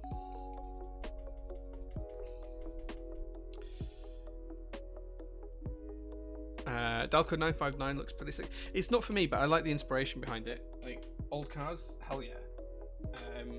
But yeah, the Dalco is not one for me, I don't think.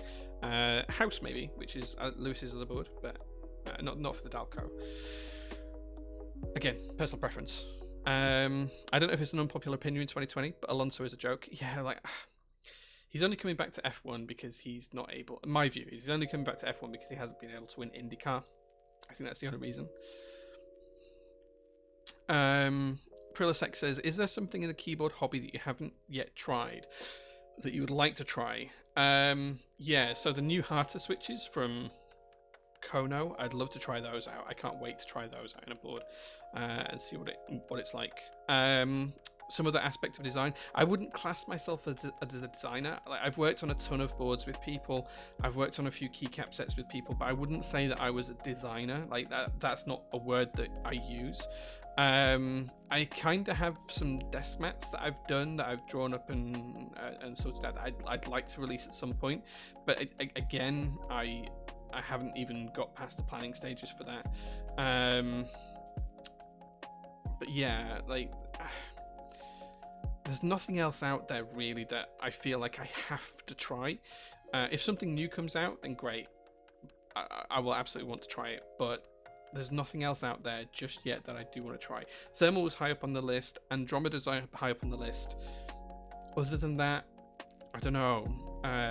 Most things I've already tried, or I've tried some variation of them, or I own them, or I've built it for someone, so it's difficult to say. But there's new stuff coming out all the time, so yeah, I'm always happy to look at it.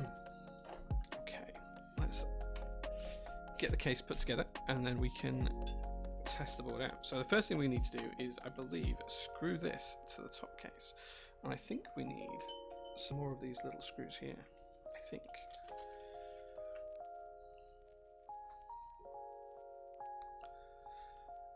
Okay, just while we're doing this then, last question from Discriminate says, what's your fondest memory? That's a great question. Probably marrying my wife. That was a really good day. We had all the family there. It was a small ceremony, but it was just such a lovely day. That's probably my fondest memory. I have some others, like when I was a kid with my parents and stuff as well. Of course, everyone has them, but that's probably my number one memory, because it was kind of like the last thing we did with my mum before she passed away, and like the last major thing we did. It was about a year before she died, just under actually. So we got married in May 2018, and my mum died in March 2019.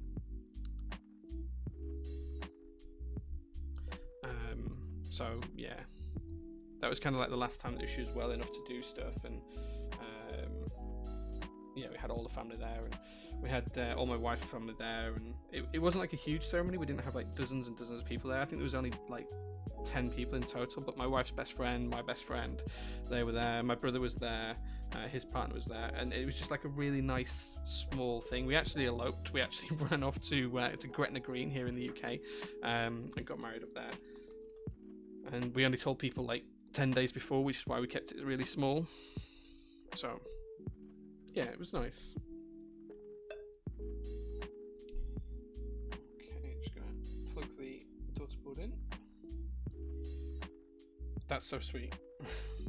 I don't know if my wife would say it was. Okay, so I just need to make sure that the cable is laying in its trough. There we go.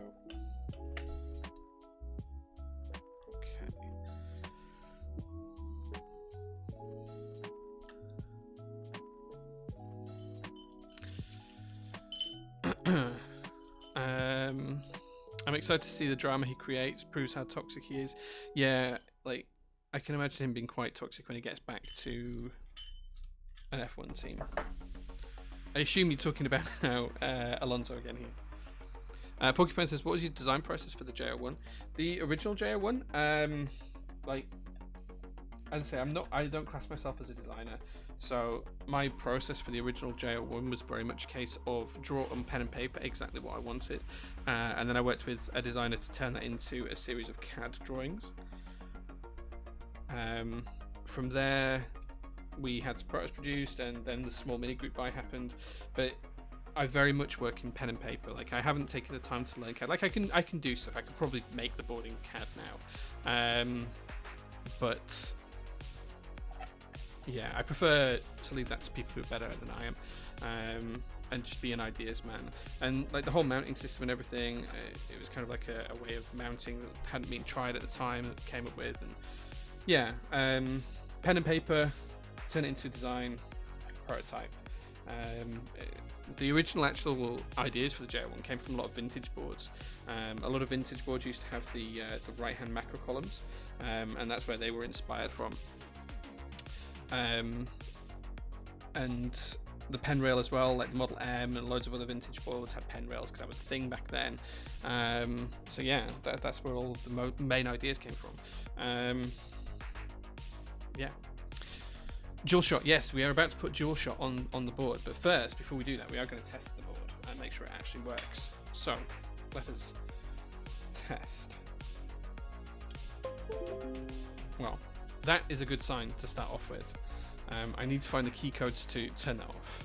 Commodore must have been an inspiration. I actually have one of the OG Commodore boards. In fact, I had two, but I gave one away. So yeah, I have one of the OG Commodore boards. If anyone can find the key code to turn this off, please let me know. Oh wow, that leaf spring's actually really flexible.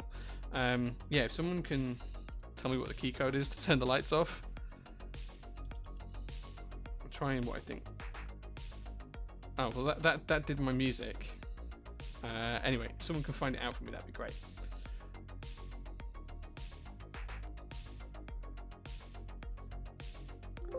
You could open it in Via. That's a good idea. That's a great idea. Let me get Via up. Lighting.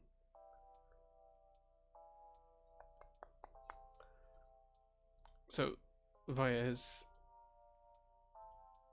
now decided to crash. Hold on. Right, okay, so it's got the board up. It's showing the 65%. Oh, it's showing the I-165, that's why. There we go. Right. Lighting.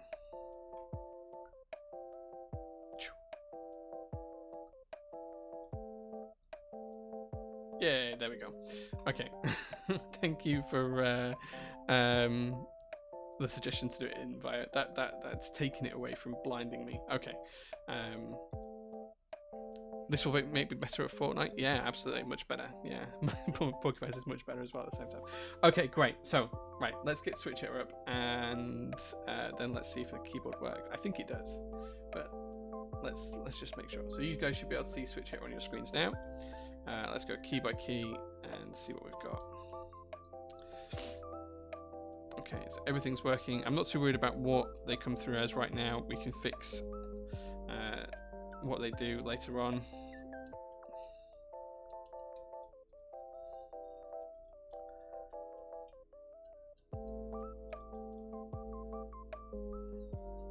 Okay, that one works.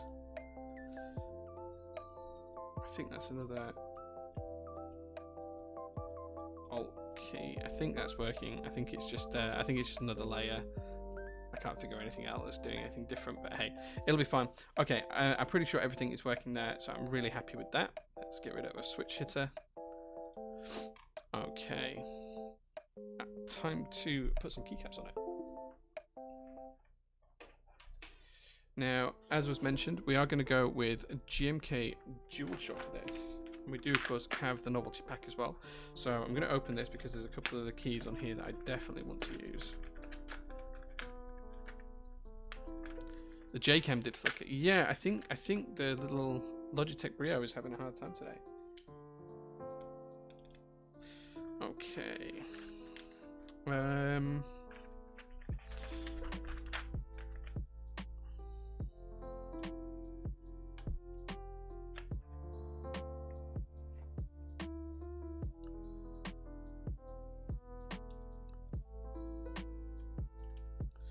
There we go. So we'll use those for now, and then we'll get the rest of this out. This is gonna look epic. I pray it sounds good. Happy you got the HHKB instead? I don't know, right? I don't mind. Like, it's not a huge deal to me which layout I have. Well, yes, that's a huge deal to me. It's not a huge deal to me which one I have, because like I have so many buds I can flick and choose between if I need to. That I'm not massively fussed for it, but like, yeah, the HHKB is fine. Yeah, no, it doesn't. I prefer using it as control. Improved GMK trays, right?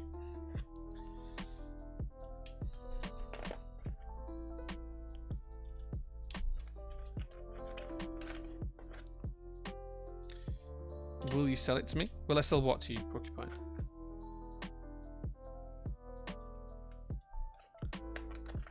Damn, dual shot looking good on the moon. It looks really good. Right, I can't wait to show you guys this up close.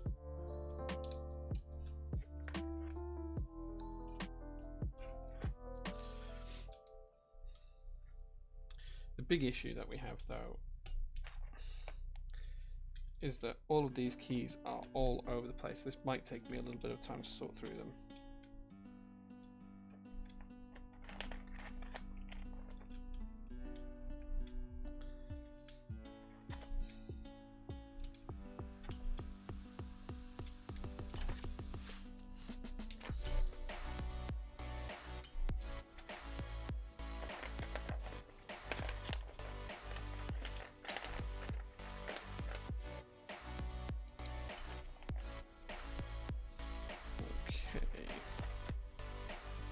We are getting there, though.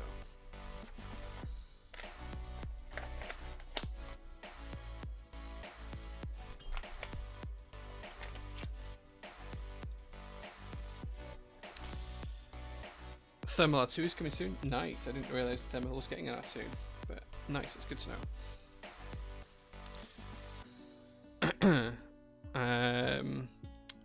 Every cap Jay puts on is a cap closer to J-01. Sure, yeah, you could look at it that way.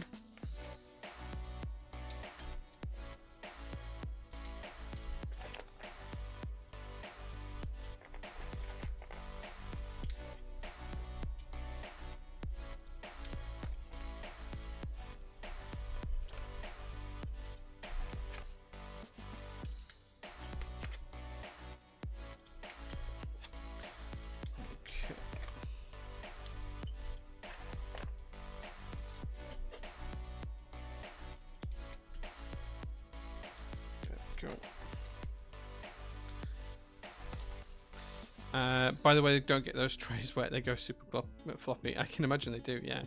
I'm not giving you the thermal, Porcupine. I'm not going to sell it to you either. Why does every set look so much better IRL? Not all sets do, but most sets look great IRL. Like, I was pleasantly surprised by how nice this set was, though. Like, I'm a huge PlayStation fan. Most of my gaming is done on PlayStation. So I was really, really excited to see this set come out. Okay. So we've done that. What are we going to go for? Is there a delete key for HHKB? Wait, yes, there is. I could not see it for looking. Okay, I'm not sure if there's a novelty ANSI enter actually. No, there isn't. That would have been nice if there were. Okay, so we use the ANSI enter, and then we need the shift key. There it is. Again, can't see for looking. And then need the FN key, 1UFN. There it is. We will find it. Okay, and then for backspace, there we go. again, couldn't see for looking. Okay. And then 7 new spacebar.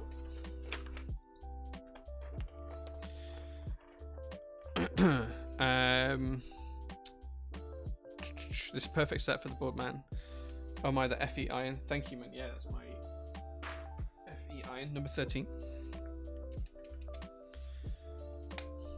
which was the number I specifically requested. Okay. And then the last thing I'm going to do, just to give it a splash of colour.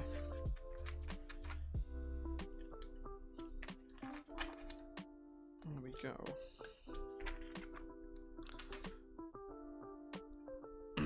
It's getting hot in here. Thanks. I've still not even played the vast majority of my PS4 games. It's the same, man, but I've got the PS5 on the way, heavily into PS1 gaming at the minute. So yeah. Jay, you're still getting a Luna 2? No, probably not. Probably not. FE Iron would still would be chasing. I can see the flex. Yeah, right. I'm going to show you guys the flex in a second, but here you go, guys. This is what the board looks like. GMK dual shot, which came out far nicer than I expected. Oh man, I know penguin drop-ins. I know. I'll get on Destiny 2 on the PC with you at some point. There we go. This looks so good. Like, these vents look so great. Like the way they reflect the light back. It's not a particularly heavy board. Let's see if the scales will turn on. So in grams, it is 1.49 kilograms. If we turn that to pounds and ounces, it's 3 pounds, 4.5 ounces. So there you go. It's not particularly heavy. Like, I haven't played D2 for ages. I would love to get back into D2 on the PC or the PS4 and start raiding again, but I'll need some time to practice. But like D1, I put like 4,000 hours into that game or something. I did every raid. I knew them inside out. I Sherpa'd for them, absolutely everything. D2 came around, same again. I did everything up until the Osiris expansion, and then I've barely touched it since, and I don't know why. I think it's just a time thing, but yeah. I would love for someone to just help me through the raids, because I've not done the Last Wish, I've not done all the other ones. I would love for someone to just give me a time and a date to be there, to play Destiny 2, and to take me through those raids, share them with me before I lose a chance to experience them forever. So if anyone wants to do that, feel free to invite me.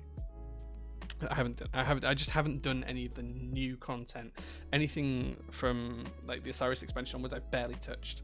I did a little bit of the moon stuff when the whole moon stuff came out, but I didn't do the raids there or anything else. I don't even know what light level I am. I'd have to look up my light level. I haven't touched it for so long. I'd have to look it up. But yeah, no, Destiny 2. Sorry, Destiny 2. Shall I drop my PSN tag into chat and you guys can go and have a look? So it's that's my PSN tag. If you guys want to go and have a look at what I have or haven't achieved, feel free. Like, I just haven't touched it since. Final Fantasy VII Remake, I've just about finished that. I need to play it again. Yeah, it matches the mouse really well. Yeah, how good does that look? It looks great. I think I have Destiny 2 on PC, but I'm pretty sure I can switch between my PS4 account and my PC account. It'll carry all my loot across, right? I think. And I will be playing controller. I can't play keyboard and mouse, so I will be playing controller. Yeah, you can go back and forth. Yeah, I thought so. Yeah. I think I have all of the expansions as well, Rabbit Sensei. I think. Can you show us the plate through the thermal vent things? Yeah, sure. So look, there you go. You can see it kind of reflecting, because this is the moon plate. Show you on this side. Look, there you go. It looks really, really good. Turn it over. You kind of get the same effect there. It's such a nice design as this. It's just such a lovely, well thought out board. But the flex is real on this. Like, there is a significant amount of bounce to it. Like, can you guys see how much that bounces? If you watch here, hold on. Like, if I push this key in, that's the key depressed. If you watch the rest of the column, like, that's got some serious movement to it. Again,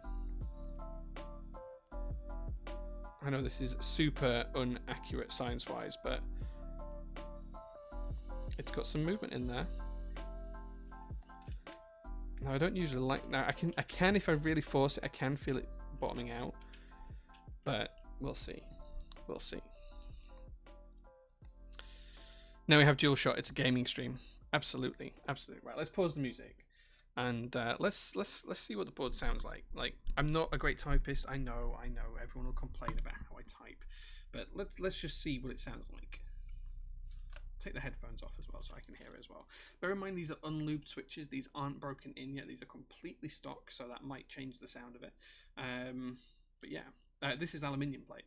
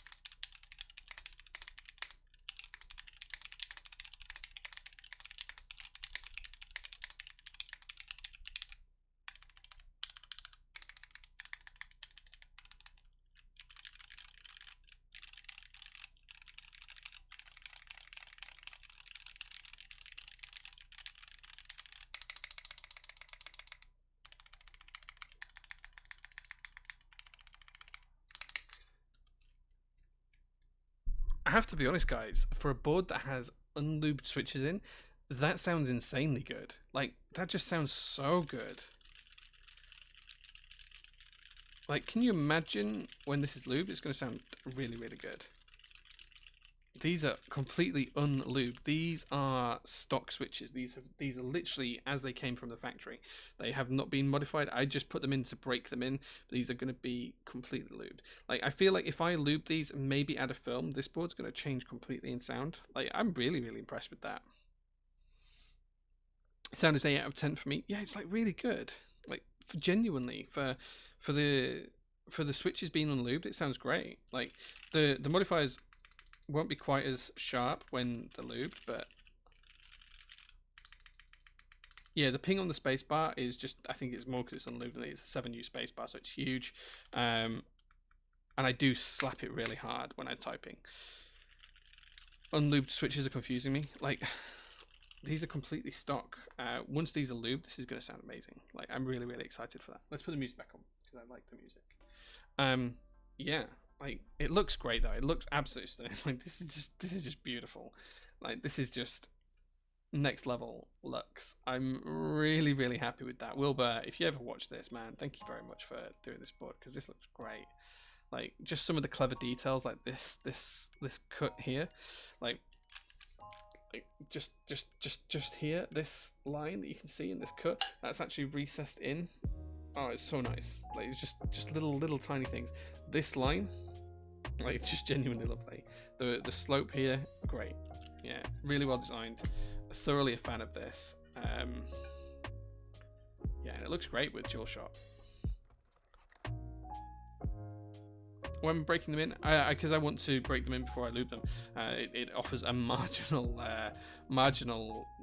improvement to the switches. That's all. It's literally a tiny thing, and because it can, it's simple as that. But the board is beautiful. Yeah, it's so nice. How did the CNC it? Well, they CNC'd it with a drill bit. Like, the really impressive thing actually on that, something I really want to call out is these grooves here. The fact that these are square all the way through, like if this is going to focus, like here in the corners, just there, the fact that that is almost square and the rounding is next to nothing, is incredibly impressive, because the way that they would, like the way that you machine things, you tend to need rounded corners. The fact that they are completely square in there tends to suggest that they've done it in a slightly different way, which is really impressive. Like, they probably had it on a 4th axis, and the bit has probably gone that way through. But either way, it's really clever, really lovely. No, I don't think they did it as a tiny ass drill bit. Like, I literally think that instead of the drill bit coming down like this, like most boards, like I'm putting it on an angle, but the drill bit will come down, and it will come in, and then you'd see that it would round the corners because it's not there. I think what they actually did for this is they actually used it on the 4th axis, and the drill bit actually went in like that. I say the drill bit, sorry, the tooling bit. I think the bit actually went through the board like that, at that angle. I think that's the only way you can get that looking like that.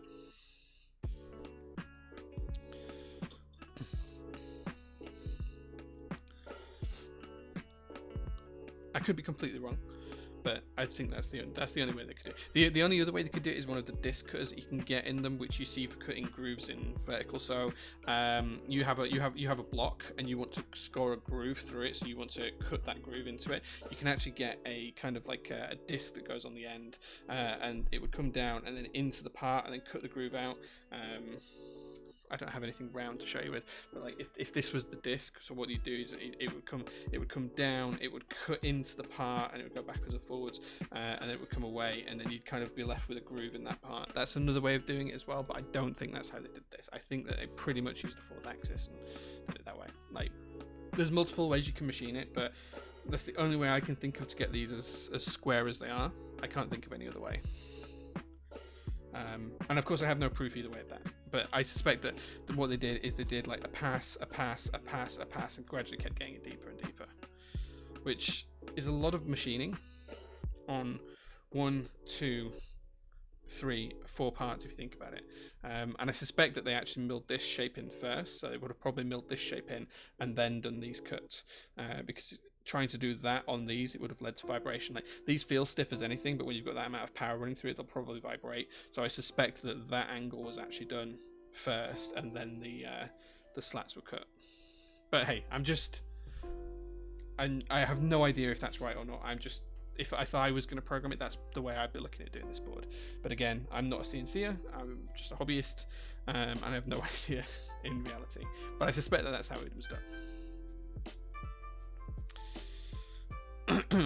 5-axis machine tool. Yeah, maybe. Yeah. I'm just trying to think if you could definitely do it on 4-axis. I don't know. Most of the big manufacturers, I don't know who Rama uses, but most of the big manufacturers have 5-axis machines anyway. So potentially having a 5-axis machine that's big enough to hold this, though, that's some big ass build volume. Okay, so there we go. One of my fave boards for 2020. Looks amazing. Yeah, it does look great. I'm really excited to use this for the next week or two, and then strip it back, lube the switches, and rebuild it. I'm really excited for that, and I think it's the perfect fit for the keycap set. So, thank you very much. How do I like to feel? Like, I don't usually like too much flexibility in a board, and I think this is borderline the amount of flexibility I like. I think I'd probably want to try the plate in a stiffer material, just to see, or maybe have a plate without the leaf springs going, just to see what it would be like. But like, the leaf spring works. Like, full credit to Wilbur. The way he's implemented the leaf spring works. It's incredibly even, incredibly consistent. Like, no matter where you press on the board, the whole of the board moves about the same. It's very impressive. The more I look at the caps, the more I want them. Yeah, DualShock, man. Underrated set for anyone who's a PS1 fan. Underrated set. I do wish that the colours had been the actual PlayStation colours, and they'd been Pantones and rather than stock colours, but I can completely see why Dixie did this. And yeah, and the fact that he even went for the OG power button. Like, a lot of the later PS1s don't have power on the button, they just have the input-output signal. Symbol, not signal, symbol. Very, very few PlayStations actually had the power button on there, so that's true OG. So there we go. Any lodestone leaks? Yeah, I don't actually have a lodestone here with me. I have 3 prototype rounds. One is with Querdenker because he was doing something with it, and the other 2 are with Flex, and we'll be starting to move that forward a little bit in the next couple of weeks. So yeah, Lodestone soon. Watch this space; it'll happen sooner than you think. Penguin droppings, you get me through Last Wish, and I'll give you some more Lodestone links. How about that? Magnets, yeah, magnets. Right, okay. Right, I think that's it for today. I've got nothing else to share with you on stream. We've shown you the J-02. We've shown you the J-02 limited edition. We've built the thermal. Big props to Wilbur. Big props to Rama and team, especially because of the whole HHKB 60 incident. They handled that so well. It was amazing. J-02 again. Nathan Alphaman wants to see a J-02 again. Hold on. I don't know which one this is because I can't remember which way I put them back.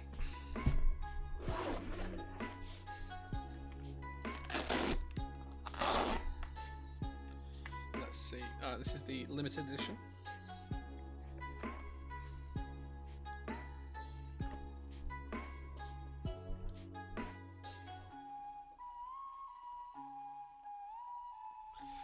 J-02 limited edition, E-white and copper. So good, like genuinely so good.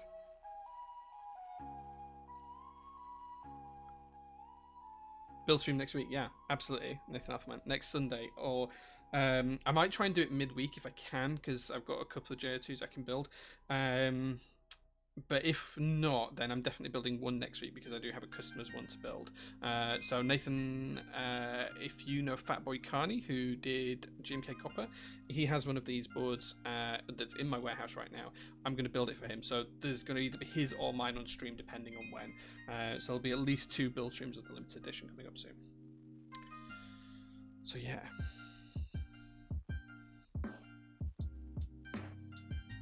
Cool. Okay, so I think that's everything. We've talked about pretty much everything. There's the thermal. Really, really impressed. This is the star of the show today for me. Looks so good. Ooh, very nice. Ooh, very nice. Thank you very much, Crash, for the 9 months of subs. You've got a top Clack baby. There you go. A whole top Clack baby straight to Crash. Yeah, just really impressed with how this looks and feels, and it's great. Is that what the copper cable was for? Yeah, it was for my copper J-02, yeah. So there we go, guys. We talked about the thermal. Really happy with that. We talked about the great service from Rama because they heard that I'd ordered a 60 and got the HHKB. I didn't even have to reach out to them. They reached out to me. We looked at the J-02. We talked about the J-02 greys. So yeah, that's it. That's the stream over, guys. Unless you guys have got any last questions, I'm going to start to close down the stream now. Should we have a look and see who's ready for a raid? Should we have a look? Who is online right now? Let's have a look.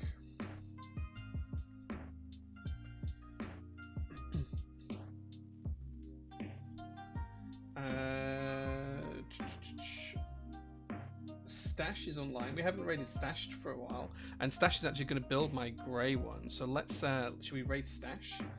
Let me see if I can work out how to do this again. Okay. Okay, yeah, I've worked out how to do it. Okay. Let's go through the questions that are there. Good night. Thank you very much, dude. Yeah, good night. What's your opinion on the aesthetics of wing keyless TKL with F13? Love it. Give me F13 every time. It was a great stream. Thanks, man. Thanks for the stream, Joe. We'll stream it again when you lube these and put them in the thermal. Yes, I will stream every keyboard build I do, for me personally. DualShock R2 with Norda ISO. Ask Dixie. I'd love to see it. Right, guys, let's go raid Stashed and tell him that he better build my J-02 well. Like, he better do a really good job of my personal J-02 when he gets it. Let's make him really feel the pressure on that one, guys, okay? But in a positive way, but tell him that he better do a really good job. And we're going to go over there and raid him in just 1 second. So let me run the outro, and then we'll run straight over to Stash Builds. And thanks very much, guys. See you later.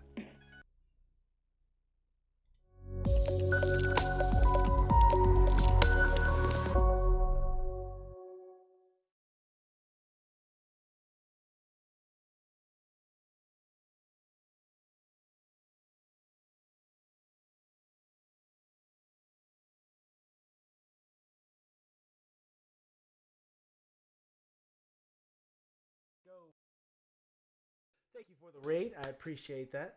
Jay, how was the stream, my dude? How was the stream? I actually caught a little bit of it, but I missed the J02 unboxing. Ooh. You better build the J02 well. Ooh. Throw me under the bus, Jay. You know it, dude. You know I'll build that thing beautifully. Actually, I'm very excited to build yours, Jay, because I get to build yours in ISO. And I've actually only built 2 boards in ISO, one of which was Josh's J01. He wanted me to build one of his plate and PCBs in ISO, and it came out really good.